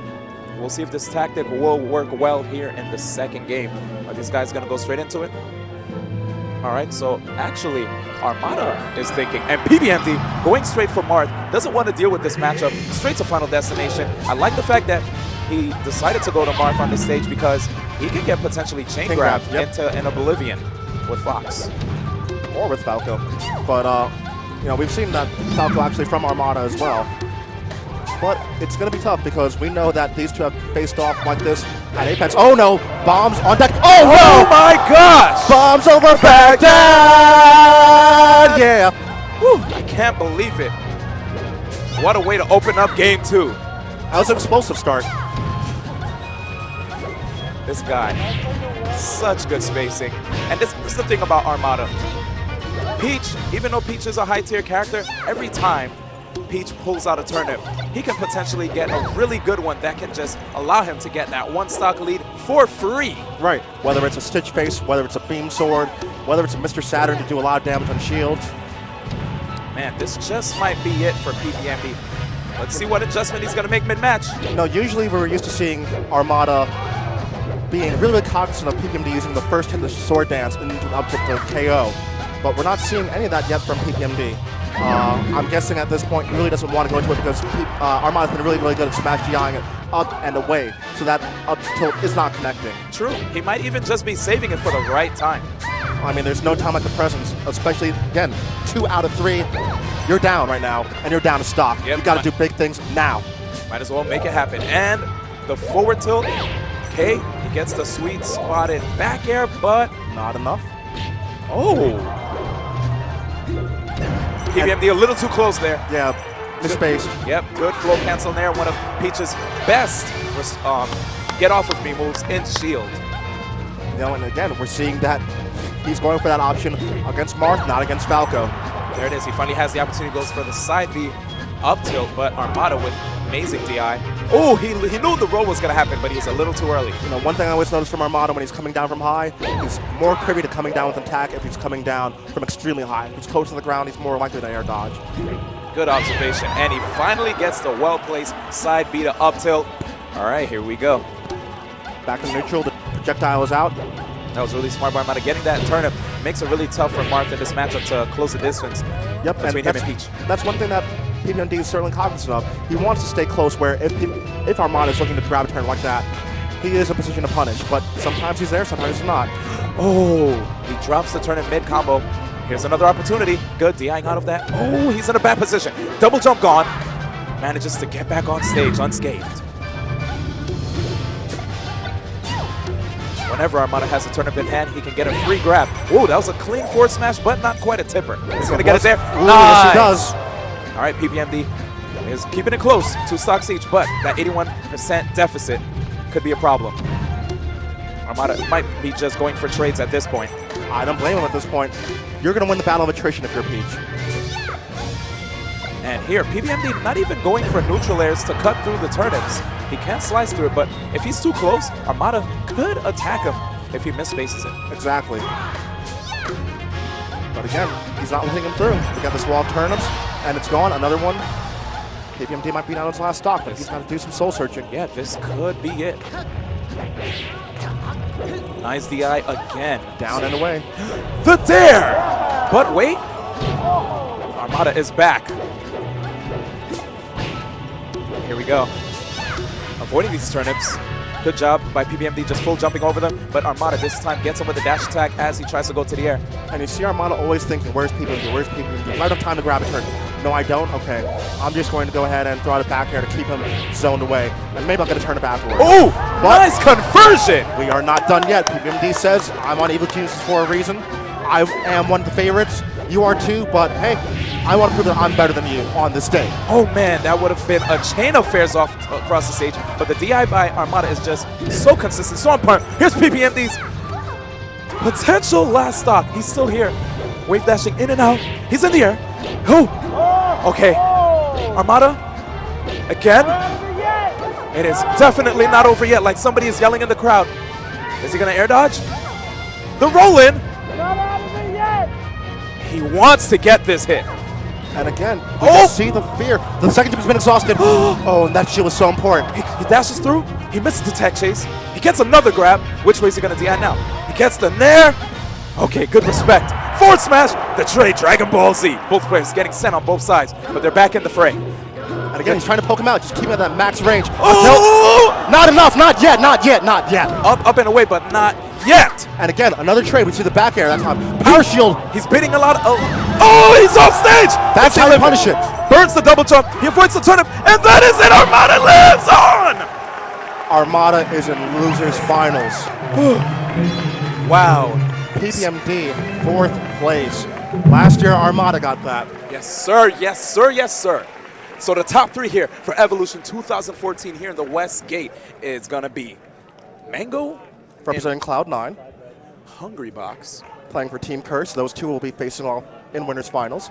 and Armada. The Big Five. Wow.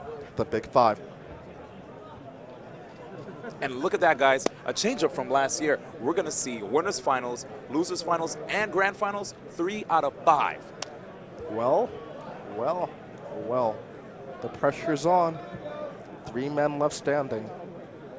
And, well, who knows what's going to happen. We have all these storylines, rivalry between Hungrybox and Mango, which is actually semi-one-sided, I would say. Lifetime, Mango is up in sets 13-2. Yeah, that's quite a sizable That's a pretty big record. deficit. Yeah.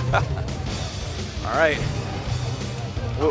Is it safe to call this man Mr. America, since he's a big fan of Captain America? And I mean, he always wears his red, white, and blues.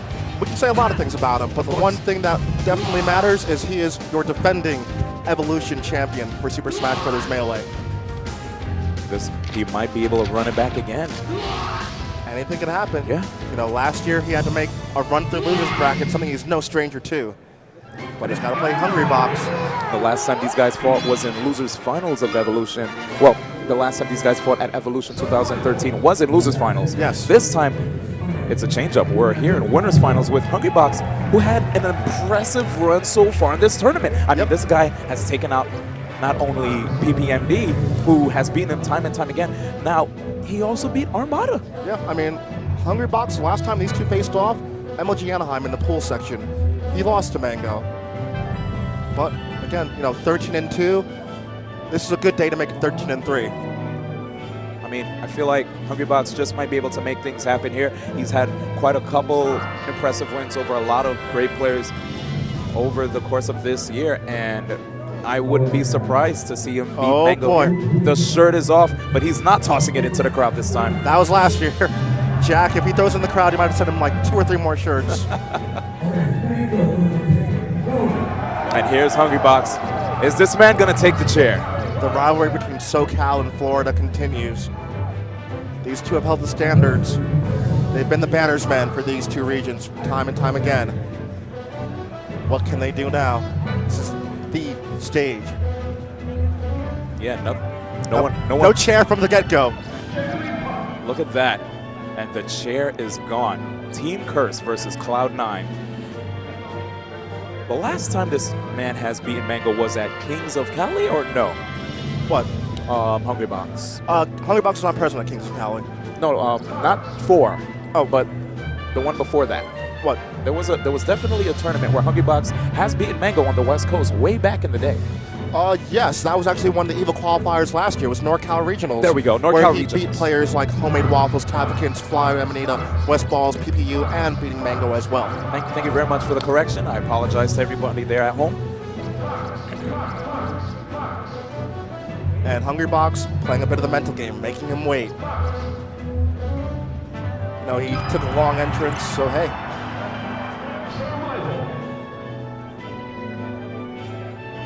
So these two are going to strike down from the first initial 5 stages. From FD, Yoshi's Dreamland, Battlefield, and...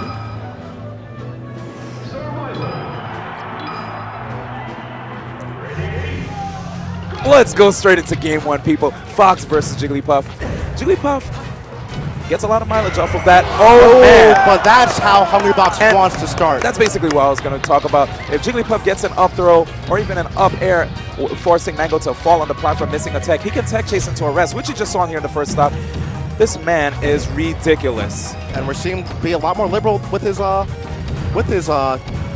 rests this game, which is something we're not used to from Hungry Box. Usually he's been a lot more conservative, not pulling them out because he's afraid of the punish afterwards. You know what I'm seeing a lot from Hungry Box so far this entire weekend? Confidence? His accuracy with those aerials is just on point. They're all well placed. He's not just whiffing. He's not throwing out those aerials hoping that they hit. He's aiming at the right spots and getting them every time. But good job to Mango with a solid up throw up air, trying to keep it close, but he's already at a 93% deficit. Let's see what Hungry Box does to keep that lead. Mango said he really likes approaching with the shield in this match. I see him every time he approaches the shield, it's angle upward, expecting the aerial approach from Hungry Box.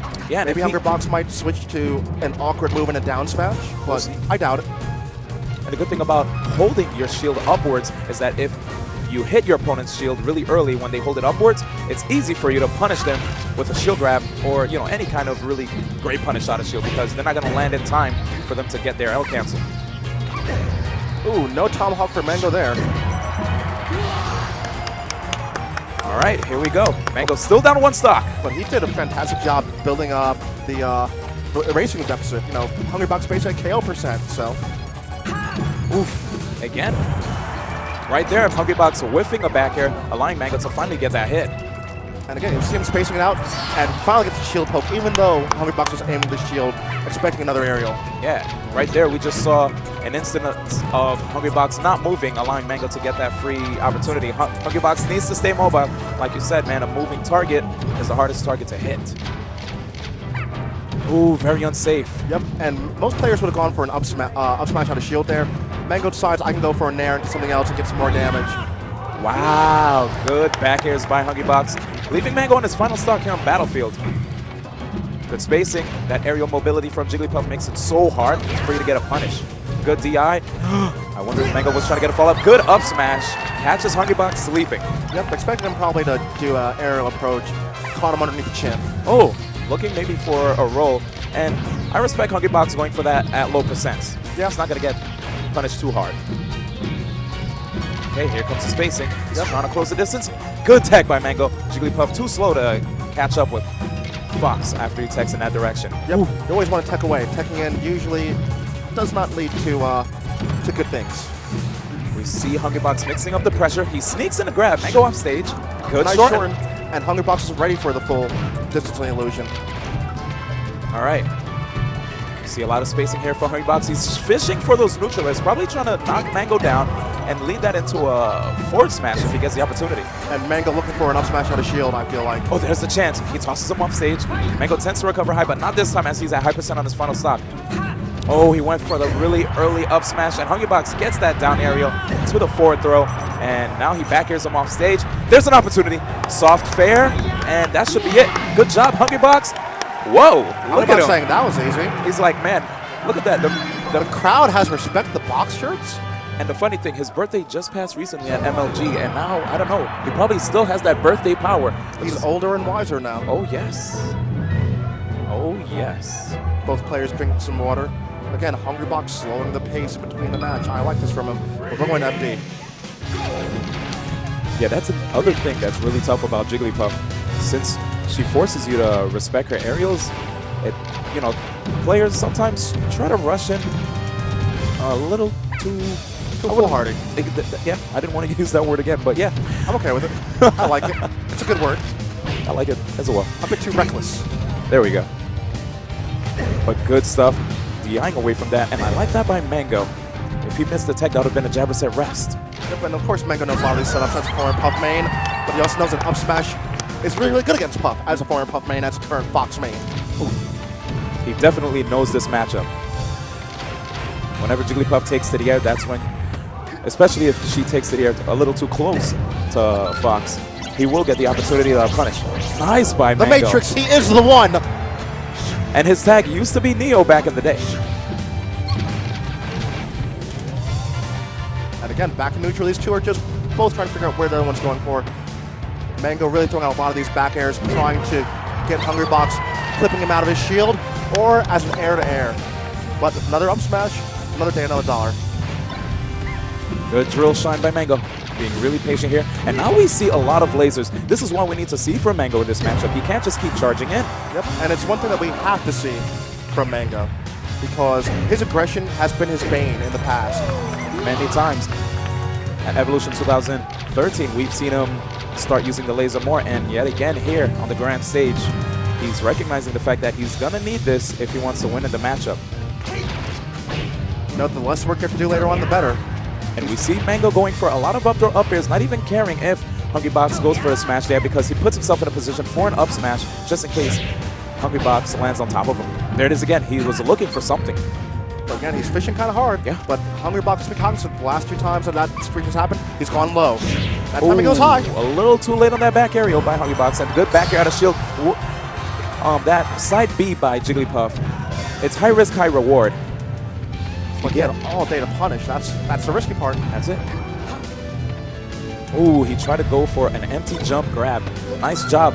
Oh, Hungrybox going for that again, but this time Mango showing no fear. Charges in during the startup. Oh, wow. This time, Hungrybox releases immediately. Okay, here's the patience again.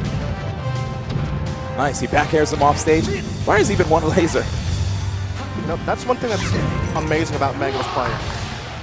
Even though he doesn't have the time to go ahead and continue, he's going to not commit and just continue racking percent from across the stage. He's just playing as optimal as he can. Ooh, Hungrybox looked like he had a big chance there, as Mango was on top of him when he up threw him. But he can't go for a rest at this point. He's down to his last stock at 5%. Mango will take the KO. Yep. And we're going to go straight into Game 3. This is a 3 out of 5 set, guys. Let's not forget, I believe there are no bans here. Yes, indeed. So wherever you want to go, that's where we're going. Okay, so it's 1-1. Hungrybox sees. Go now. We're going straight into Dreamland. You know, Now- this is Hungrybox's counter pick. Of course. What do you feel about it? Well, you already know Hungrybox is going to live longer here because the blast zones are just farther away from the stage. But at the same token, Mango will be able to run circles around Hungrybox with those lasers, with that speed that Fox has, you know, and he can just platform camp really well. It's going to be hard for Hungrybox to be, you know, able to just pin Mango down. The lasers, he's just waiting, and there he goes. He wave dashes out of shield and underneath Hungrybox to take center stage. You see that movement? Nice, sneaks in the up air and not enough percent. On another stage possibly. Wow, good scouting by Mango. Takes the first stop. And immediately, we see more lasers again being used by Mango. Using the shield, there you go. He was blocking as he approaches and tries to wave dash in out of shield to see if he can get some damage on Hungrybox. Up, yep. He's definitely not trying to get hit by that forward smash. Again, Hungrybox is near death percent. No, and it's so falling up air. It's so tough for Hungrybox right now because everything he wants to do in this matchup, Mango's not giving him the time of day. He's not giving him the time of day at all. Mango looking for the roll like we saw from him last year at EVO. Sneaks in that grab. Good back airs. And I like Mango's DI. He wasn't able to get an immediate follow-up, but then Hungrybox had to work a little harder for it. Manages to get it, putting it at 3 stocks apiece. Yep, and Mango not approaching as a sizable lead. May as well just keep the pressure on. Hungrybox are going to come to me eventually if you do want to win this one. Yep. With grab, back air punish. That was really smart. Jumped right in front of Hungrybox's face and then jumped to avoid the grab, fell right back in there with the back air. That was so smart. Feels like Ultra, the power of a neutral jump. It's crazy. Here are the lasers. And Mango charges right in, and that was potentially a chance for Hungrybox to get a potential up throw arrest. But every time he's going for these, Mango's DIing out properly. And even on this stage, especially at that percent, probably would not have KO'd. But again, you know, the mental game is so important. Oof. Mango going straight through the platform, just mixing up how he's getting back on stage. Good smash DI. And the hitbox on the Firefox is something that a lot of players don't want to challenge. Wow. But wow, that was See a that? statement. That was gutsy. Walk by pivot grab? Okay, Mango. Okay. He's keeping Hungrybox on his toes. Not trying to do the same thing every time, but he self-destructs. Trying to go for the perfect angle. Not quite there. Ooh, good tax away. Once again, he knows. Yeah, man, if he missed the tech, that would have been a jabber set rest.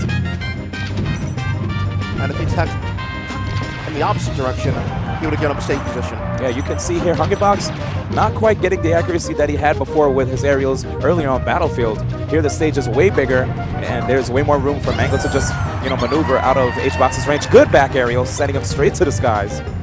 Up, and away. Again, just trying to sneak in under Jigglypuff every time she takes to the skies. Watch this. Oh, he power shields the aerial. Okay, this time he's not trying to go underneath. Even trying to go to the platforms there. He has a chance. Just going straight for the center. Try to get underneath Jigglypuff, get as much damage as possible. Right. And here the lasers yet again. And Hungrybox getting a little impatient, tosses out the back air. And again, we're seeing Hungrybox try and zone him out with his aerials, but Mango was perfectly fine with approaching with the shield and doing stuff out of it.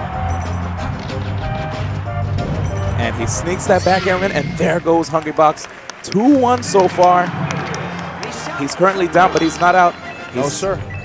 Again, this is winners finals. This is going to be one of 3 or potentially 4 best-of-5 sets. Yep, Mango currently with 2 games. With Hungrybox, Hungrybox is 1. Yes. All right, so this is going to be Hungrybox's counter pick as he lost the last game. Mango is going to face him yet again on Dreamland. So it's Mango with 2 to Hungrybox's 1. Let's go. No, and again, you know, I'm not too sure about this counter pick. You know, you're giving him all day to just run around and laser. Yes, you're getting some longevity, but if you're surviving another 20%, but taking an additional 30% in laser damage, it's not a fair trade at all. No, sir. It's what you would call a GameStop trade, right?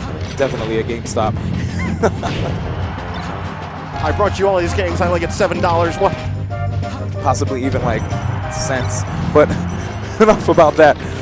We have Mango still falling back on that Fox Blaster, getting a lot of free damage, just staying out of harm's way, and looking for a trade at this point, saying, hey, you're going to throw the back air? Well, guess what? I'm okay with that right now.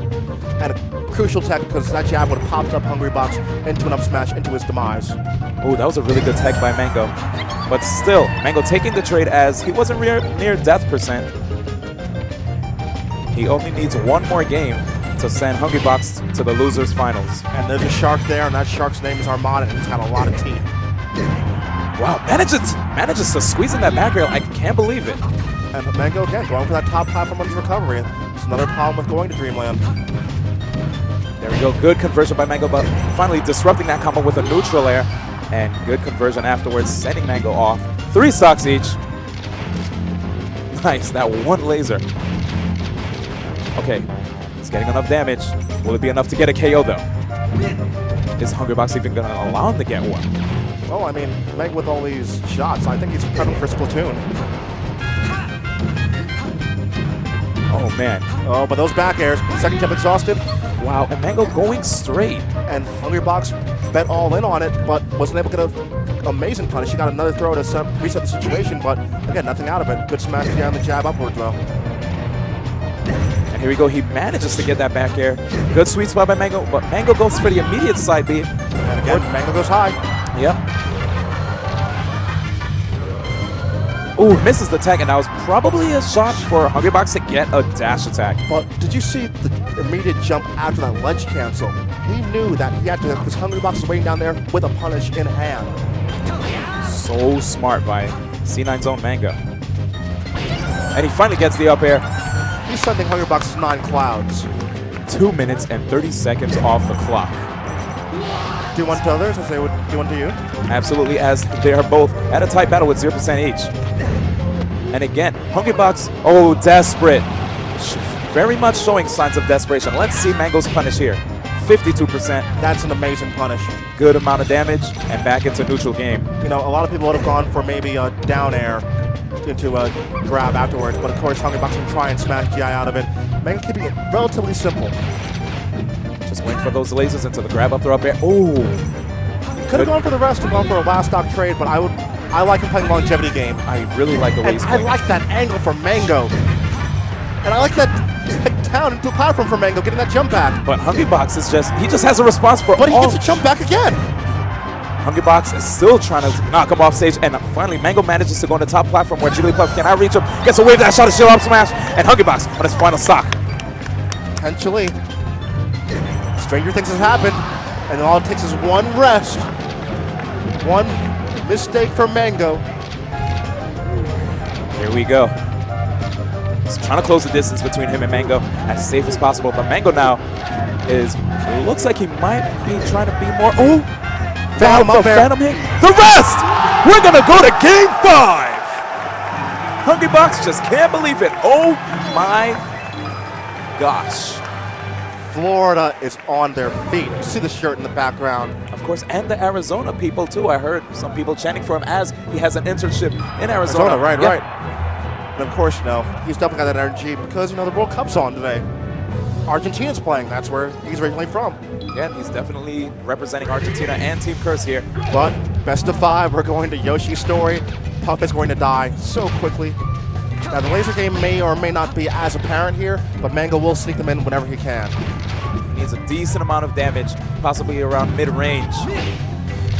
Hungrybox looked like he was in a position to get an extended combo into potentially another rest setup or an edge guard. Here come the lasers. Mango in position. Every time you knock your opponents off stage in Smash Brothers, you want to have your back to the edge because usually the back aerial is what sets up really well for edge guards. That looked like trouble. Yeah. But of course, Mango being cognizant. Good trade for Mango. Yep. Hungrybox standing on the right platform, expecting to go high once again. Mango just takes the ledge, he's getting it for free. Yeah, Hungrybox needs to be careful because every time he's sent to the skies, he keeps trying to land on top of Mango with an aerial, and Mango is always there with a well-timed up smash.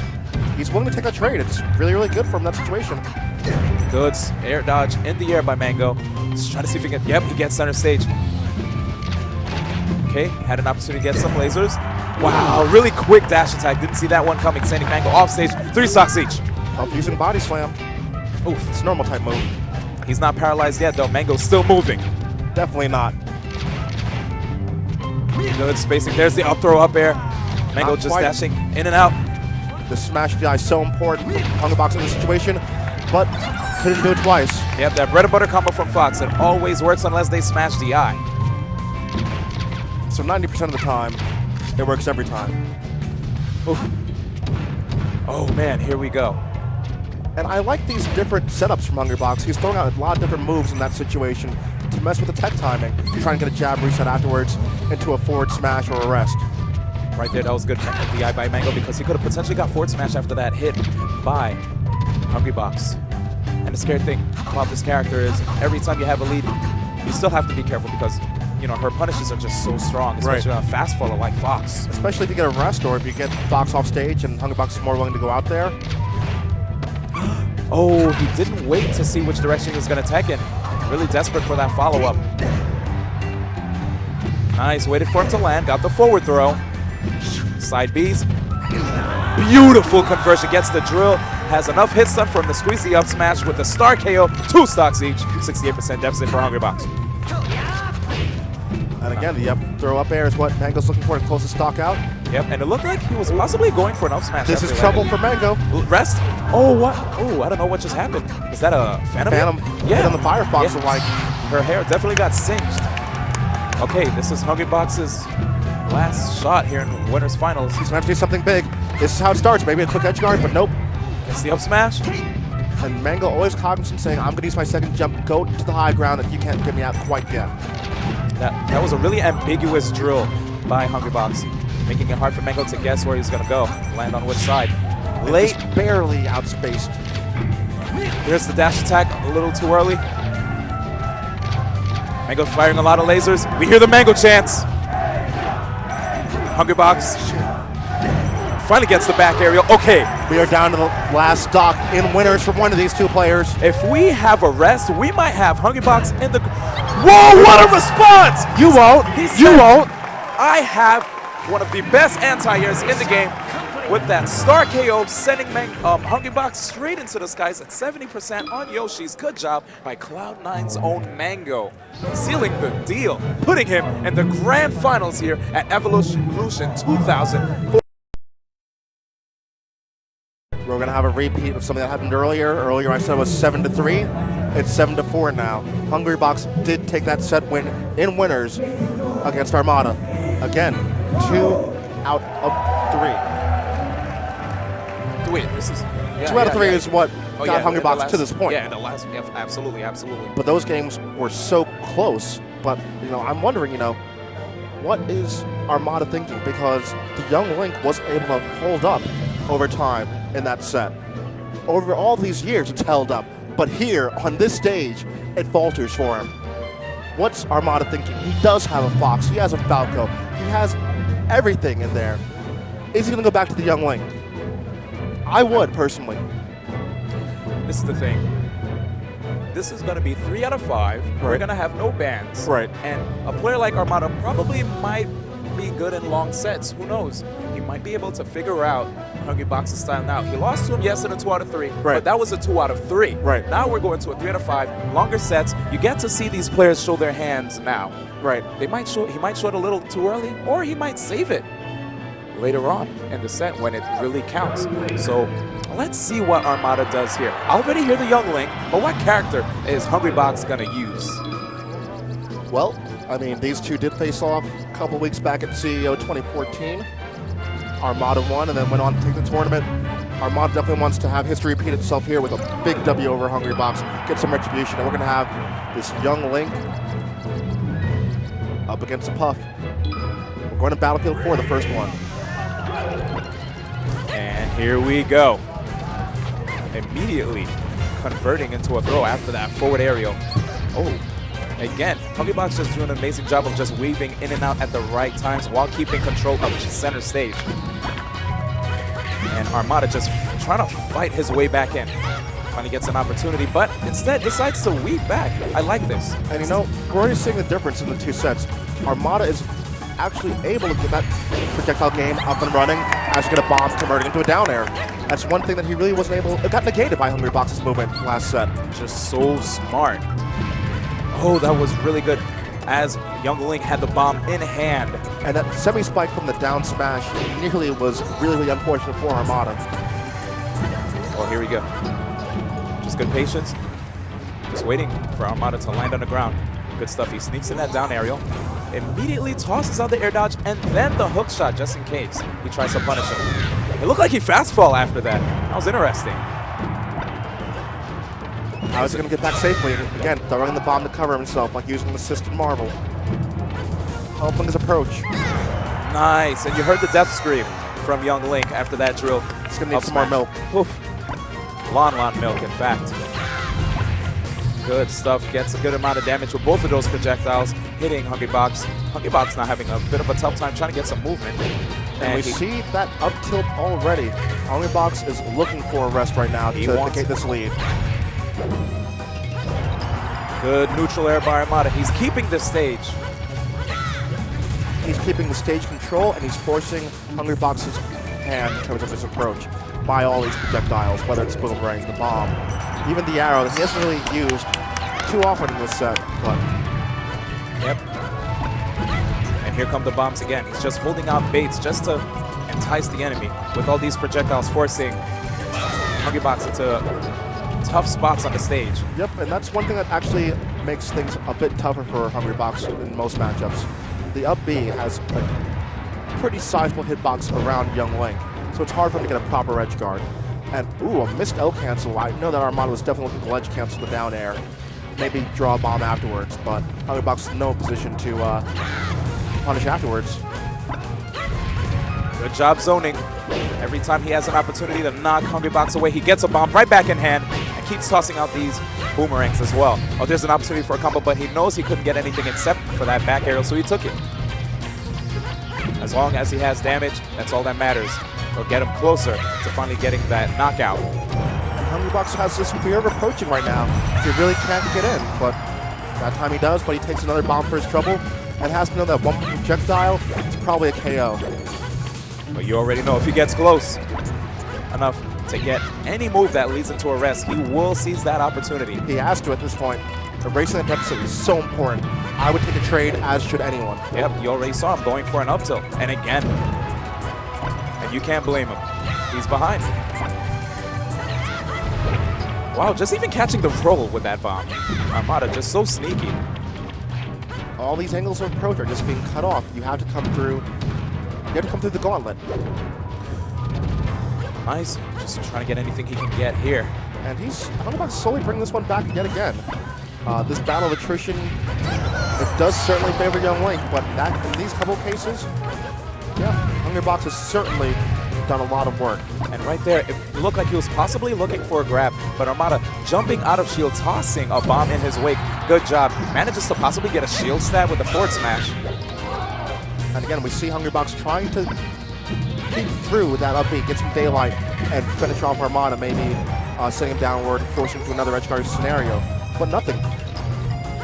Just trying to close the distance. He gets a neutral air. Is he going to tech in? Nice. Avoids the get-up attack. Gets that back aerial. Another well-spaced one. And here we are. One stock each. Look at all that work he had to do. And he's doing it. He is clocked in right now. Yep, 4 minutes and change off the clock. But he's doing a good job of playing patient, as it is a virtue.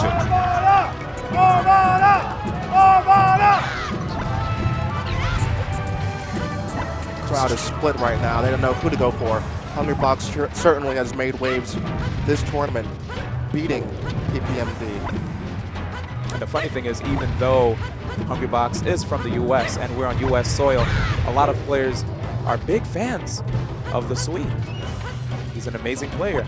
He's got an amazing tale to tell. And he definitely got a lot of people interested in Smash yet again, as he's used different characters at high level. Peach, Young Link, just really great player all around. You know, it's always a tale of international players. You have to come to the United States to prove yourselves. Armada had to do that Genesis, nearly took the whole tournament home. He proved he is one of the best the game has ever seen and will ever see. Hungrybox certainly has a tale of his own, though. Wow, and Armada, finally, after nearly 5 minutes and 30 seconds, he gets the bomb to the down aerial, sending him straight to the skies with that Kokiri sword. Good job. Well, I mean, these two are known for playing these battles of attrition. I remember a couple of years back doing a grand final set between these two. That lasted an hour and a half. The battle of attrition is so real. Almost too real. I still can remember that match at Apex. Everybody was just sitting in their seats, wondering who's going to come out on top and if they'll actually go to timer. And, you know, this is, again, the importance of the counter pick and whatnot. Where do we go? We might just see Dreamland at some point. Who do I pick on Hungrybox? Oh, Hungrybox.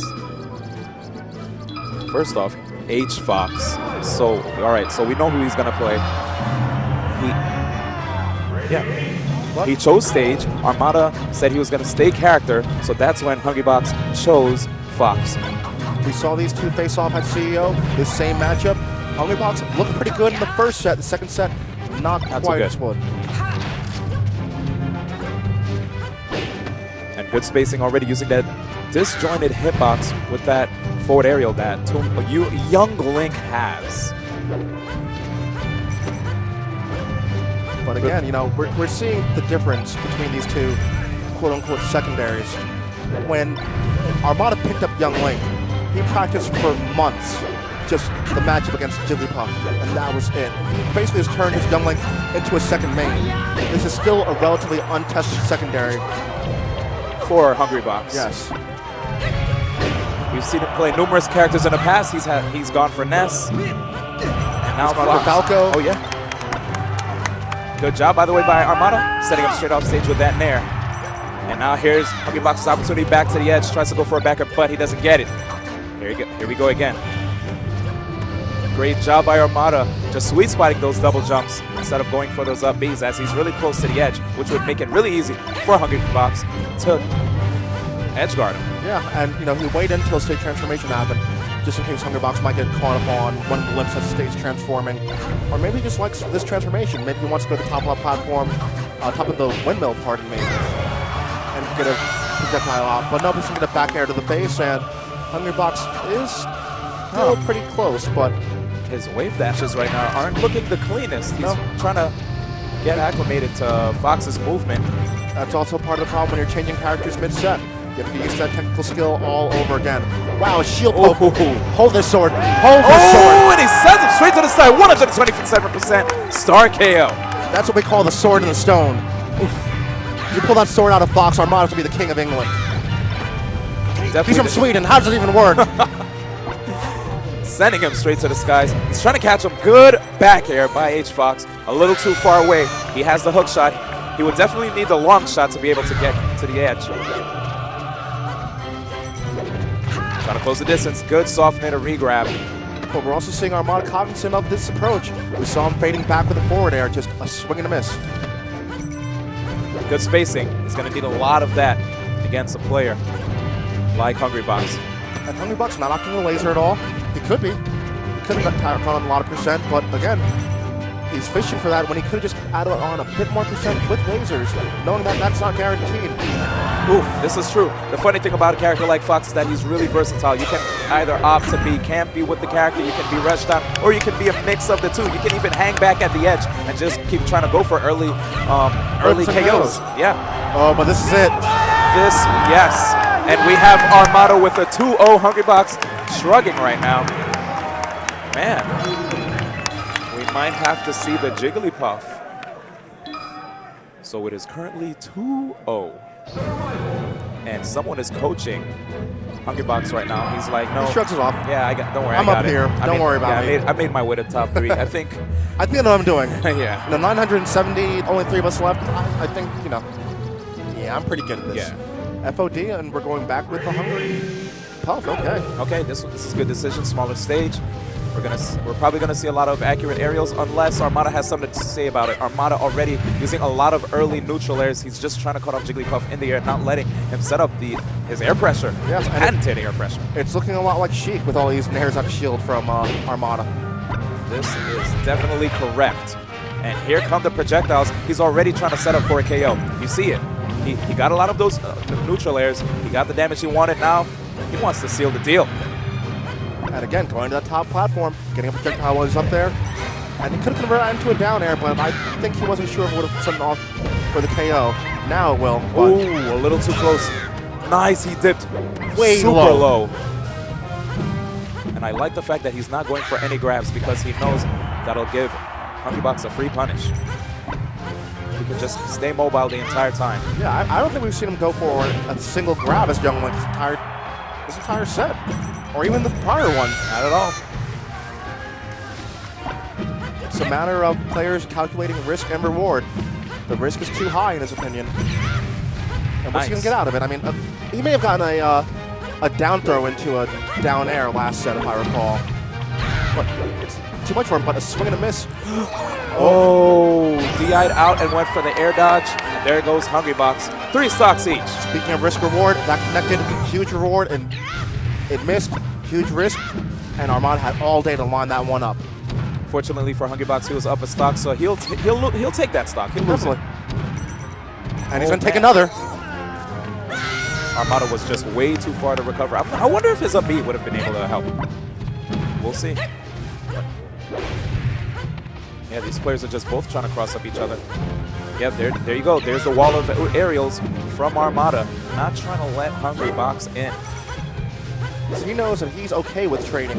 Even still, even though he's playing with a deficit, he's okay with that because you tack on all those trades, you tack on the percent from these projectiles. It's just going to lead to an easier trip for him into grand finals. And also, if you notice, every time, good job with that boomerang to up air. Okay, Armada's in a good spot. Every time Armada is hanging out either on the left or right side of the stage while throwing out projectiles. And every time Hungrybox gets close, he doesn't want him to let Hungrybox land in front of him for a potential grab because you've already seen that Hungrybox's edge guarding game is just stellar. Yes. He doesn't want to give him the opportunity to get a grab, so what he's going to do, every time Hungrybox is close, keep tossing out those areas. But here's an opportunity. Good tech chases, covering multiple options. Sends him in the air with the up smash. Here's the chase. What's he going to do while he's on the top platform? He's just tossing out back airs. He just goes to the left platform and gets some more space. Doesn't get time to get a projectile because Hungrybox is there fishing for him. And I like the light shield by Hungrybox. He's not trying to get shield stab while blocking all these projectiles. Ooh, throwing the boomerang up, cutting off one of the avenues of Hungrybox's approach. But here's the chance. And wow, amazing accuracy. 100% apparently with that back aerial. And here's the patience again. Kicking the boomerang even. Lands right in front of him, tosses out the jab to keep himself safe as he lands. Yep, trying to get some damage, poke with that shield. Again, fading back with those forward aerials, he'll just keep rinsing and repeating until he gets an opportunity to hit him. Safe pressure is the best thing, because if they block it, you're okay. If they get hit, fine. And we see the patience from Armada. When's he going to throw the bomb? When's he going to throw the bomb? Hungrybox, not sure. He's just waiting his shield. Armada takes all day with it. Good stuff. Hungrybox recognizing that he's blocking a little too much, trying to reposition himself, but Armada is still doing well, getting all these hits off of Hungrybox.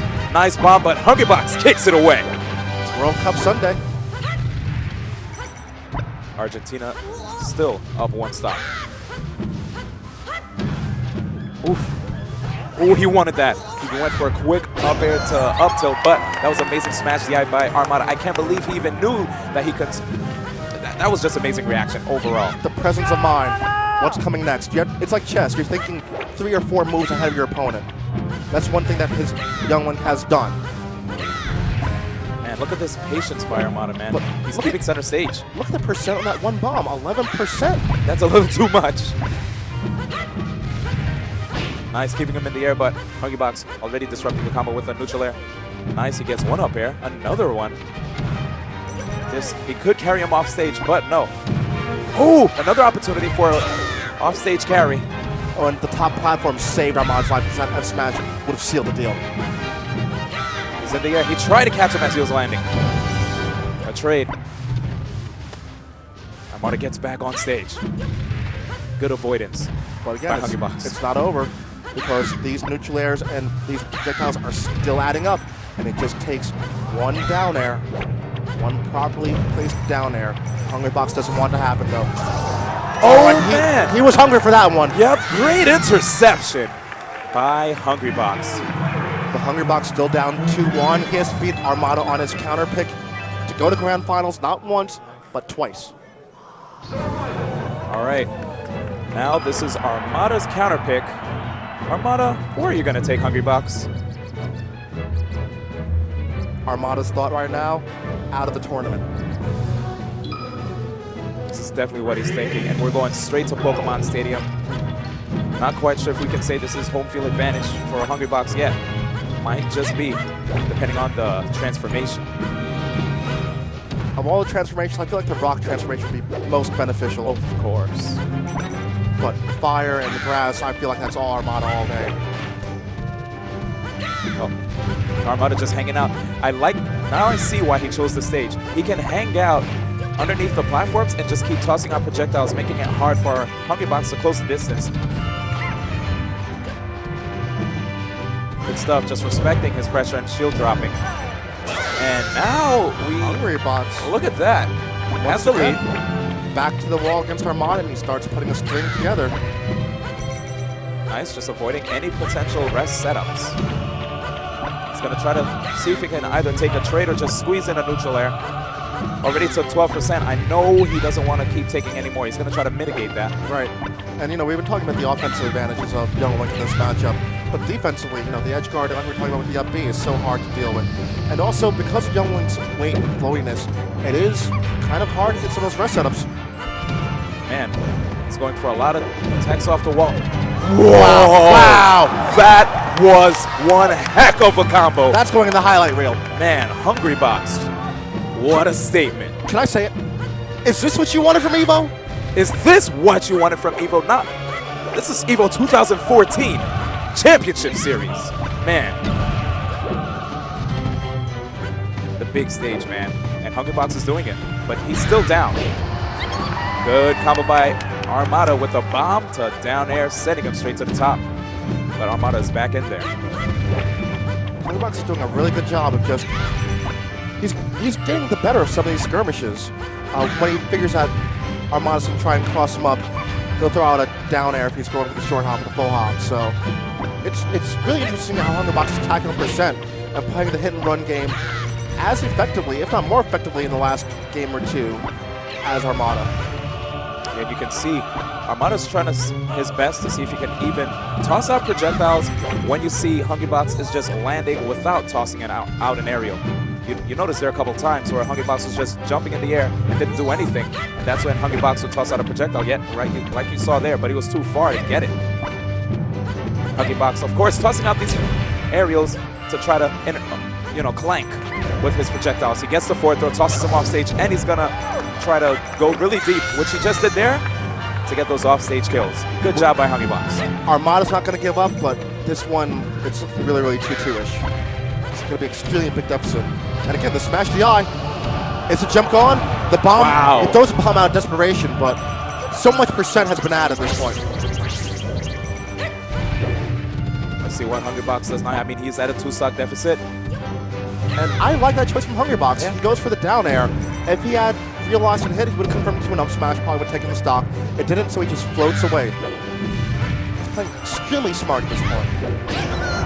Armada manages to get his pendant combo yet again. Too much damage though. Final stock. He might just have to go to game 5. We'll see though. No, you're not going to get a low percent KO against Jigglypuff. No, this character has multiple jumps. She will come back every time you knock her off stage. Now, usually with Armada's opponents, we say they can't afford to get hit. Armada could not afford to get hit in that situation. And we're going to game 5 because of that. Of course. Here we go. Dreamland, did we see that stage yet?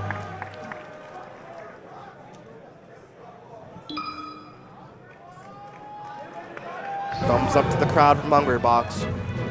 The confidence is proving from this man. I don't think we saw Dreamland yet. Are we going to go to Dreamland?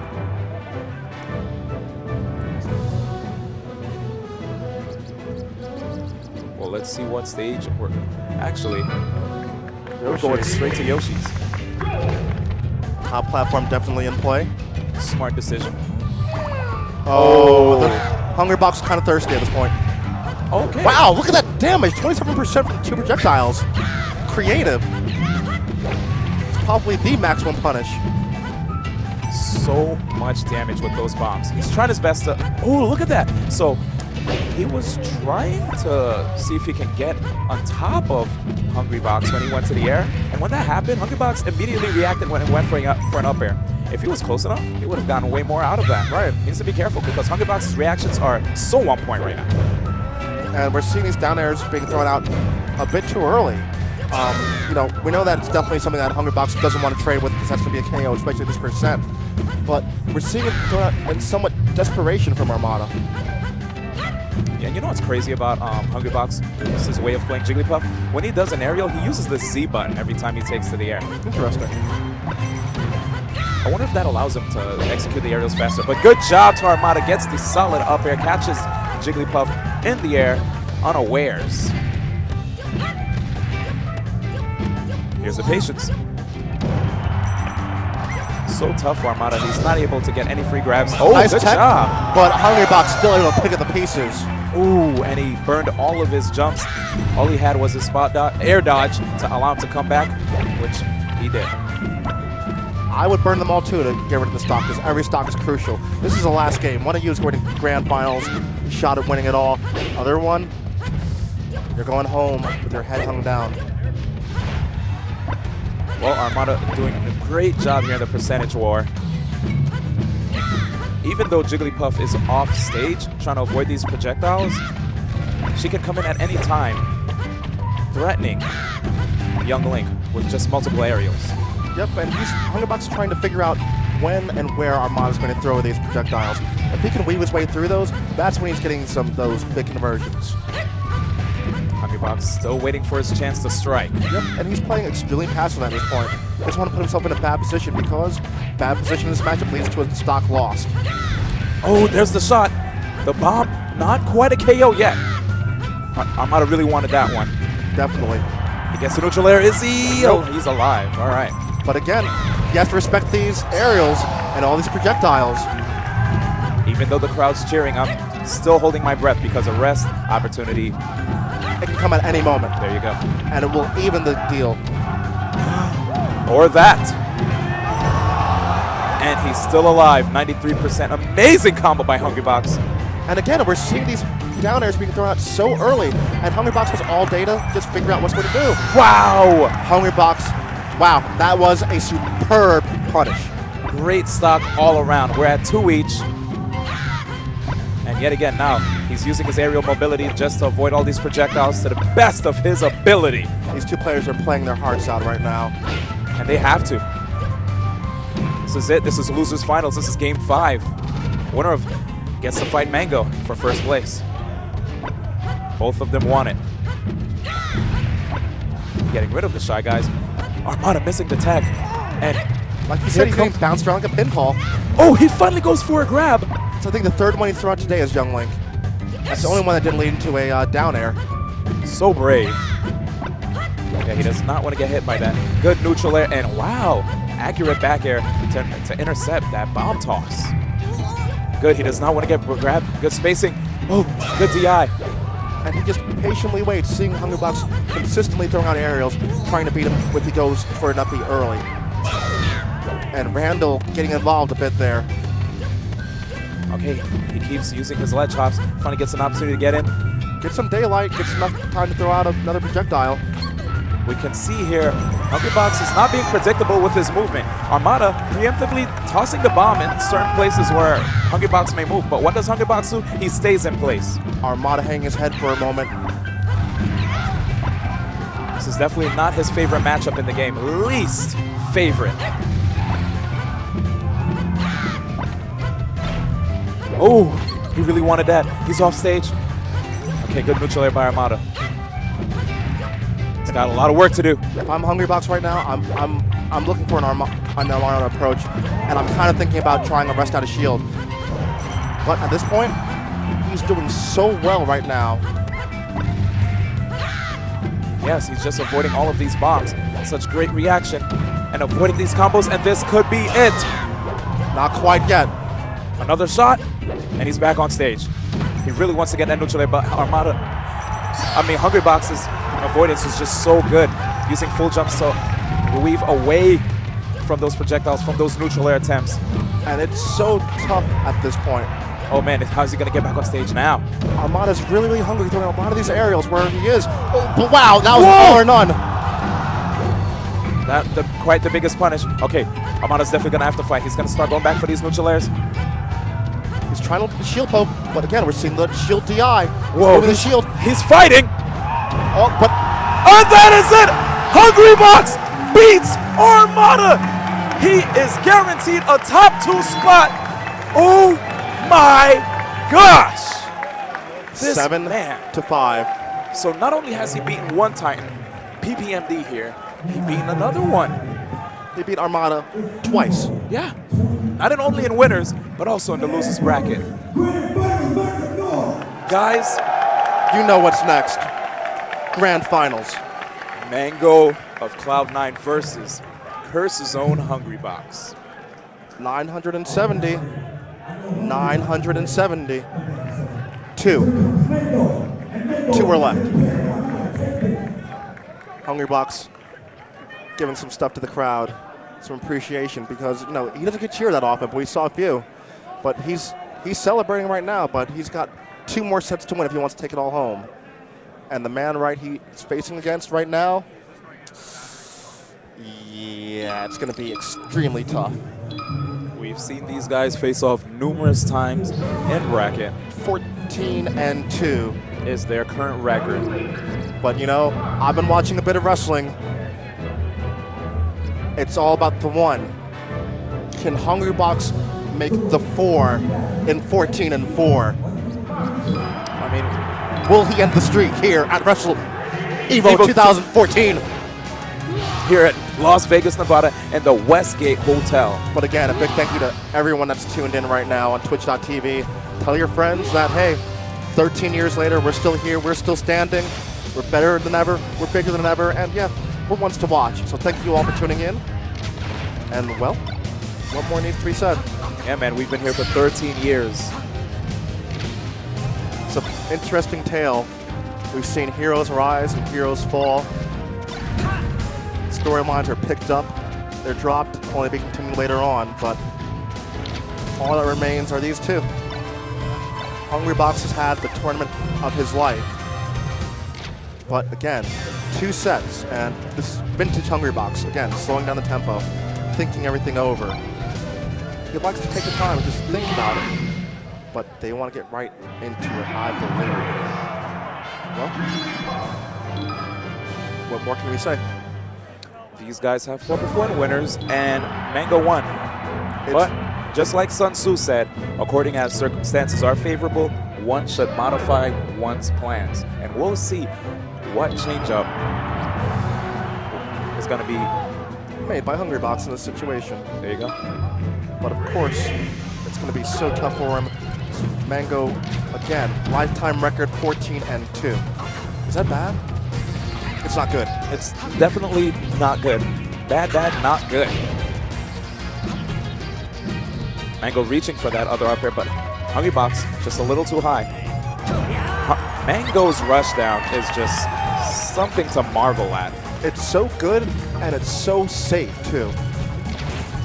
And, I mean, that up smash was relatively unsafe, but he just had to read that Hungrybox wanted to react to something, and lo and behold, he did. And the funny thing was, right there, Mango's Hungrybox's back was to the edge with a shield up. He could have easily grabbed Mango, but Mango is one of the hardest players to grab. And speaking of that, Hungrybox finally gets a grab. Up throw, up air, like you said, that's one thing that's going to be really crucial. And a falling up air, chillin'. This is your Team Curse companion. Why'd you teach Mango how to do a falling up air? But 2 stock deficit right now for Hungrybox, a minute in. Not too far. And Hungrybox showing a lot of these up tilts as an anti-air. And Mango is doing a good job of using those lasers in mid-range as usual. A couple times we'll see him try to charge in for an approach where just now he got grabbed and immediately got edge guarded by Hungrybox. Needs to be a little more patient if he doesn't want to give away his lead against Hungrybox, because we've already seen how strong Oh my gosh, that moonwalk. Man, smooth criminal. Oof. And again, Hungrybox not opting for a rest, knowing it's off the table at this point. He has to win this one piece by piece. Maybe next stock, if he's able to take the stock. But Mango is always there with his shield up every time that Hungrybox throwing an aerial out, and he's grounded. Yep, sending Hungrybox straight off stage with that back air at 109%, and it looked like the DI was not there, probably holding forward. And again, he holds down after getting punished on the top platform, gets him right back to the ledge. Is he going to go for a sweet spot? Nope, Mango usually opts to recover high. Okay, 2 stocks each. 1 stock to Hungrybox's Mango with 2 stocks on Hungrybox's final stock here in the first game. Immediately with an amazing combo, probably ending Hungrybox's final stock. But that great smash DI, yet again, so consistent with that. And so crucial in that situation, but no rest there. We're not going to see one. It's too desperate at that point.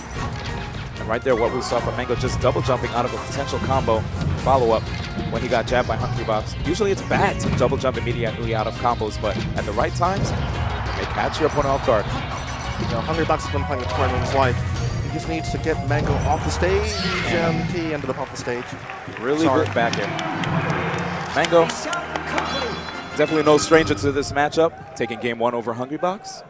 As we've said before, this used to be his main back in the day. Yep. He had the Reign of Terror that started, and everyone said, no, it's just because it's Punk. No one knows the matchup. No one's playing at a high level, and we saw it with his Falco.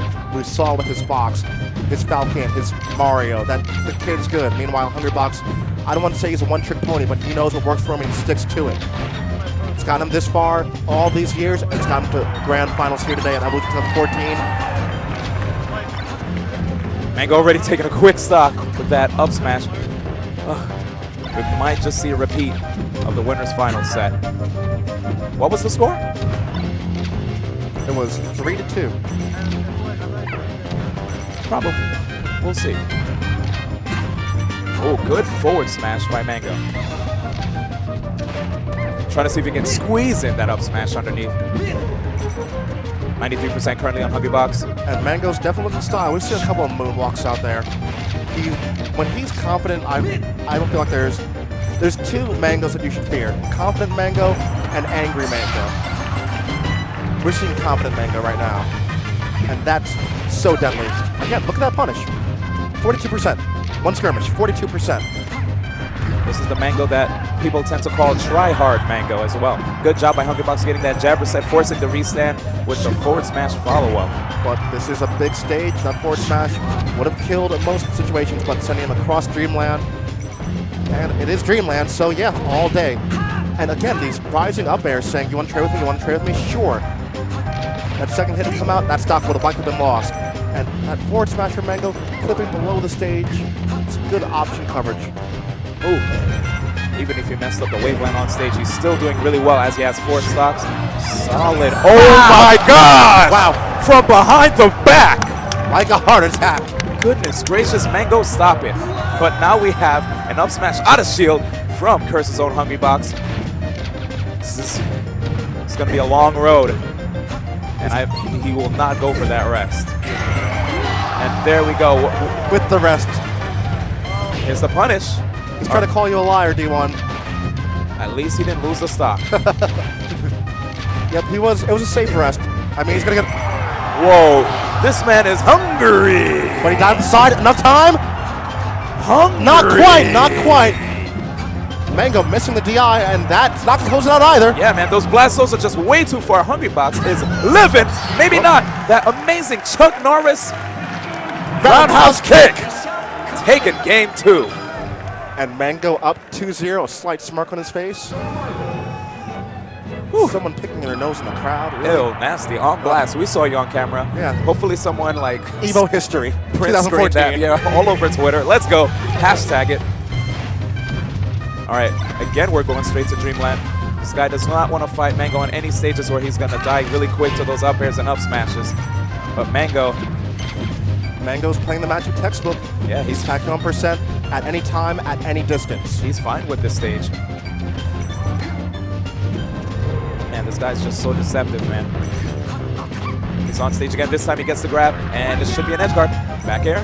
Good DI by Mango. Ooh. Smart idea for Mango, trying to get in for the pound. And maybe get hit up, getting a second chance of life, but not quite that time. That would have been extremely sick. Hungrybox going a little too deep.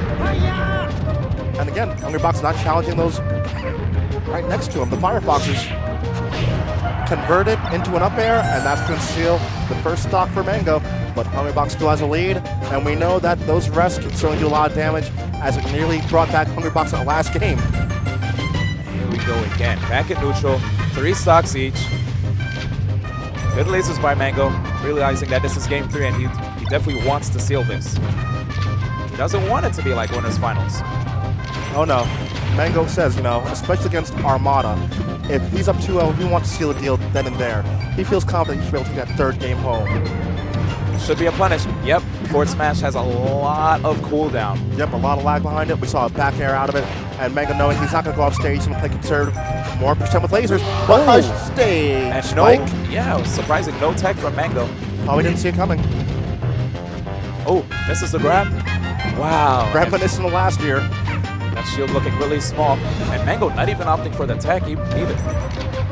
And that time, Hungrybox is in position, waiting for a roll in from Mango. Mango not giving to him. We've seen it a few times. Questioning, are you going to roll? Are you going to roll, Mango? Nope, I'm not going to roll. So you're going to have to look for a rest and earn it elsewhere. And there's the rest. Good job by Hungrybox. Up 2 stocks. Stock gone, but hey, that's a statement. That's 3 rests in the last 2 games. Good response there by Mango. Oh, Mango just trying to go in now. Crouch canceling these aerials and responding quickly if Hungrybox is still in the air. Oh, all right, tech's away. And he's back in there. There should be a rest. Next game. All right. Hungrybox lives and dies on his rests against Mango. If he's able to connect them, the odds get better and better. I mean, you saw last game, he had a huge deficit, made it by a pair of rests. That game, a pair of rests do it. But Mango finally gets a chance to play on his counter pick, which is FD. And here are the lasers. Firing from afar. And Hungrybox is waiting, saying, yeah, you can do that, but I'm going to just keep pushing you to the edge. And eventually, I'm going to get something going on you. And every time you notice Hungrybox is in range, that's when Mango just comes in with those quick dash grabs for the up throw up airs. Hungrybox needs to be careful. Let's see the DI by Mango. Off the stage, and that stock's going to go. Oh, no. Are we going to see a shine spike? He was in position. Nice. There it is. Good setup by Mango. Again, the problem with Smash, you punish yourself. Hungrybox missed a crucial edge guard and loses stock because of it. Ooh, nice combination. Double back air to the full jump neutral air. Firing a lot of lasers and trying to catch Hungrybox anywhere he may seem unprepared for him to strike. He's always changing his distance. Is he fading away with lasers coming in? Is he standing still? Is he doing it for a short hop, a full jump? It's hard to read, but he's still racking percent all the time. Those wave dashes out of shield from him are so disgustingly slick. Now that was sick. He went for a drill. Mango jumped out, and then he went for the back air. That is next level, what, Yomi? Oh. And Mango has opted to go straight over Hungrybox or challenge him quite a few times. Hungrybox hasn't had the answers. You don't have the answers, Sway. But again, 2 stock lead for Mango. He's looking closest one out. And here comes Mango. Yep, exhausting the second jump, but again, Hungrybox is still just saying, I'm going to get the stock, I will take my time. And full jump from the ledge definitely was a mistake. That was definitely a mistake, but a beautiful tech over the pound. And he still lives on. And he still has the cognizance to roll away from Puff. And finally, at 200%, gets that back air to send him to the left side of the blast zone. Mango falling back on lasers again, just waiting for Hungrybox to strike. Rest. There's the hunger strike. Are we living? He is. Is he going to come back in time? None time to punish, but at least his stock's preserved. Well, if at first you don't succeed, Try again. Again, a pair of rests these last 3 games. And again, a lot of lasers.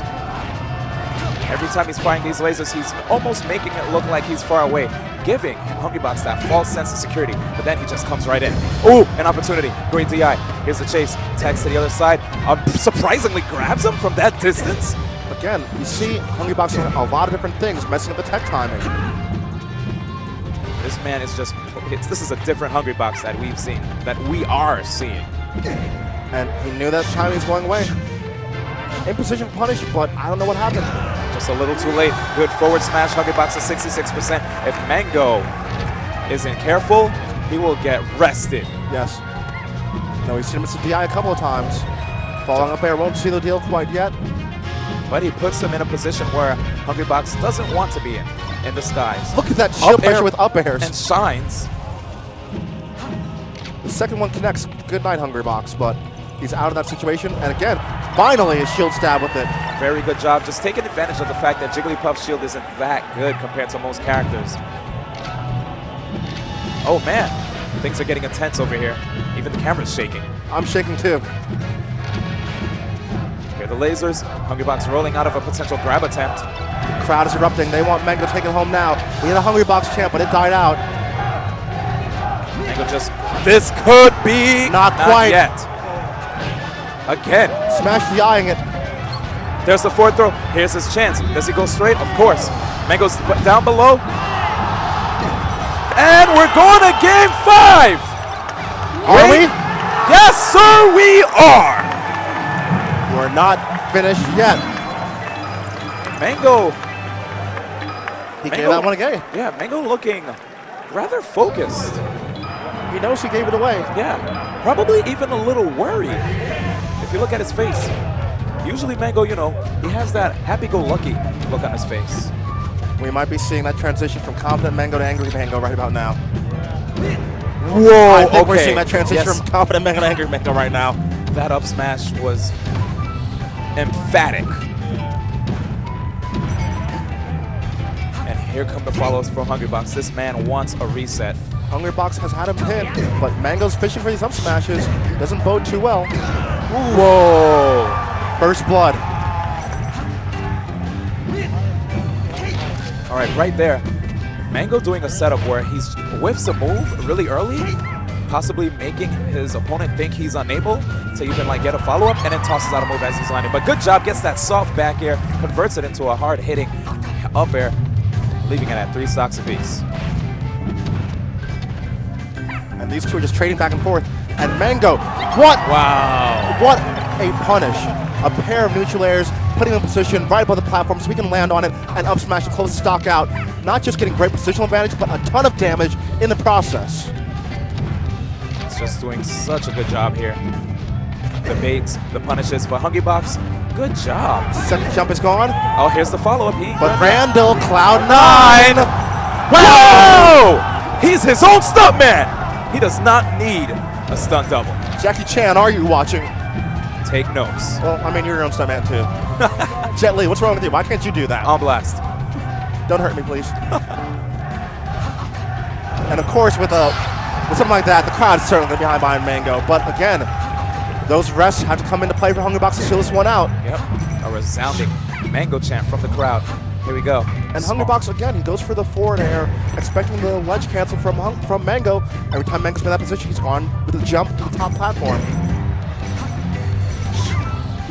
Tried to see if Cloud9 would save him this time, but they said no. You still have 2 stocks. You already used your lifeline as well.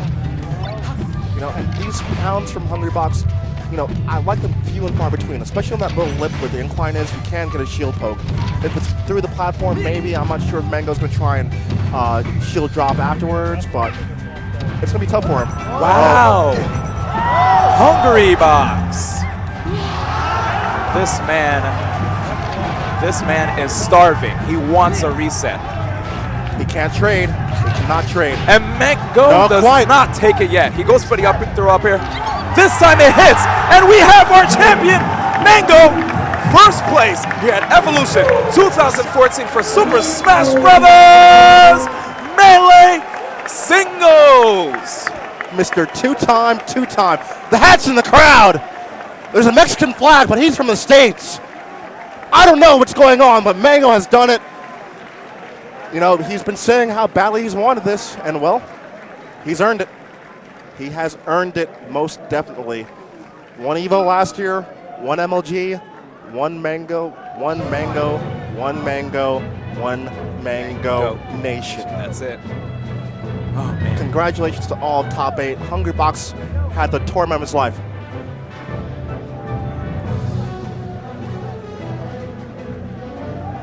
Well, that's it for Super Smash Bros. Melee here at Evolution 2014. I have a lot to say. An honor and a pleasure, as always, man. You're my brother, man. Never forget that. I'll see you soon. Absolutely. And thank you all for tuning in. We've got the award ceremony up next. After that, check your watch. When's Marvel? It's right after these award ceremonies. So thank you guys for staying tuned. One unit. Thank you all for supporting Smash. Thank you again, Nintendo, EVO staff, everyone. Hopefully, Smash, we'll see you on this stage again next year. It's been 2 years back to back. We might just be here next year as well. Thank you again, Nintendo. Thank you so much.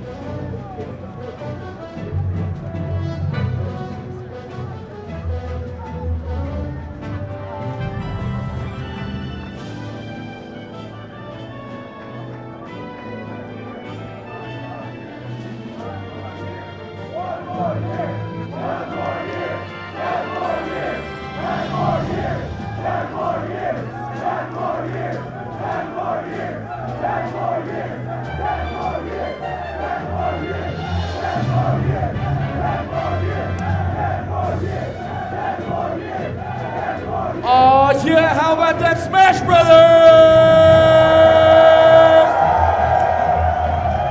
In 7th place, give it up for Flying Amanita.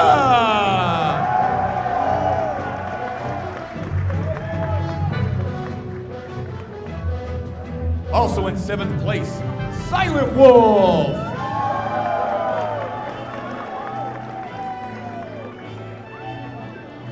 In 5th place, Axe.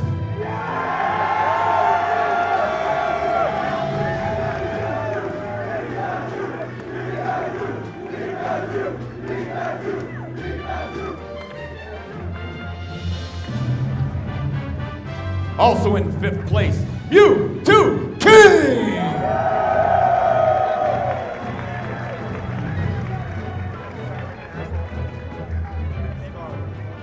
In 4th place, PPFT.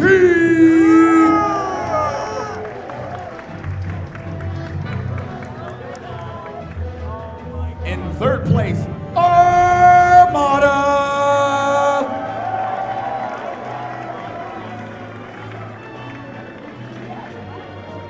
In 2nd place, Hungrybox.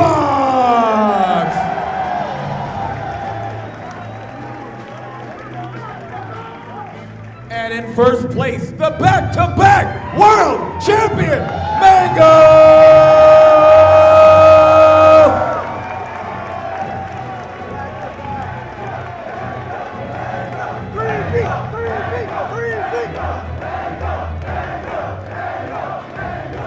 Smash Brothers 2014, give it up for all the competitors!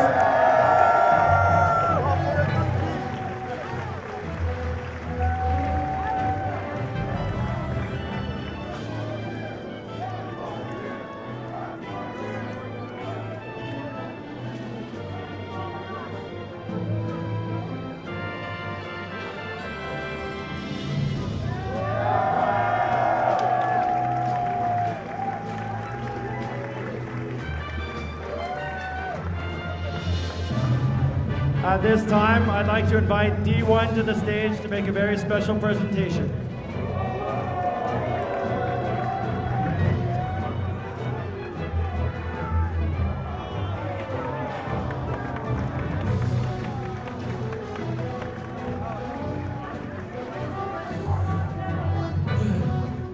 All right, guys. This award is for someone who's been there for me for years. He's done a lot for this community since way back together in Tri-State. He's been recording matches. He's been doing commentary with me since way back when we had no filter.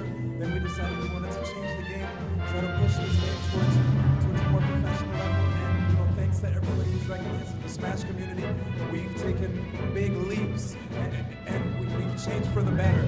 And we can be taken more seriously. And of course, all this couldn't be done without Prague.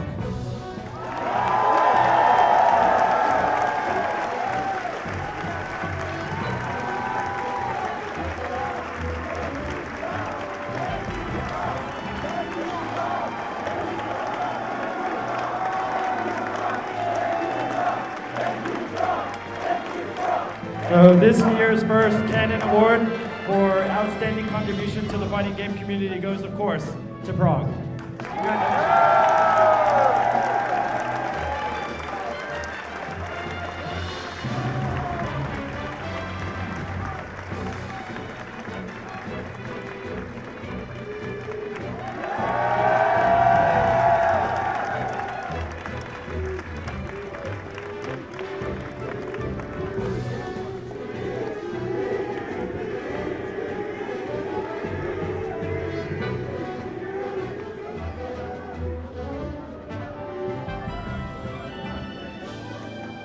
You guys are really gonna put me on the spot like that?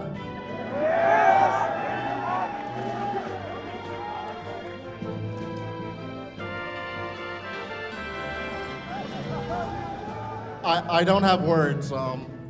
It's been an honor and a pleasure to be part of one of the most amazing groups of people that I've gotten to know as not friends, not fans, but as family.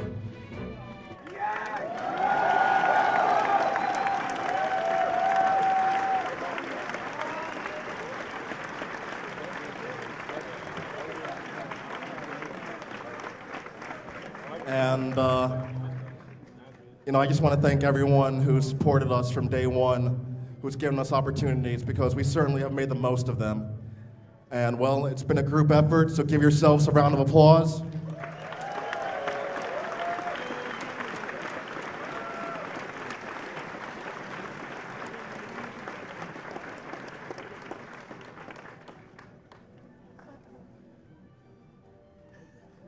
I'm not going to cry anymore, because I've been crying all weekend, because each one of you has touched my lives.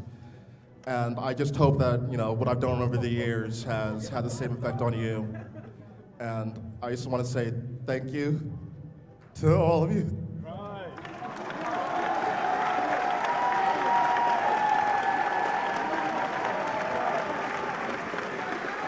I'm not crying. I'm not crying. We'll be back. We're not done yet.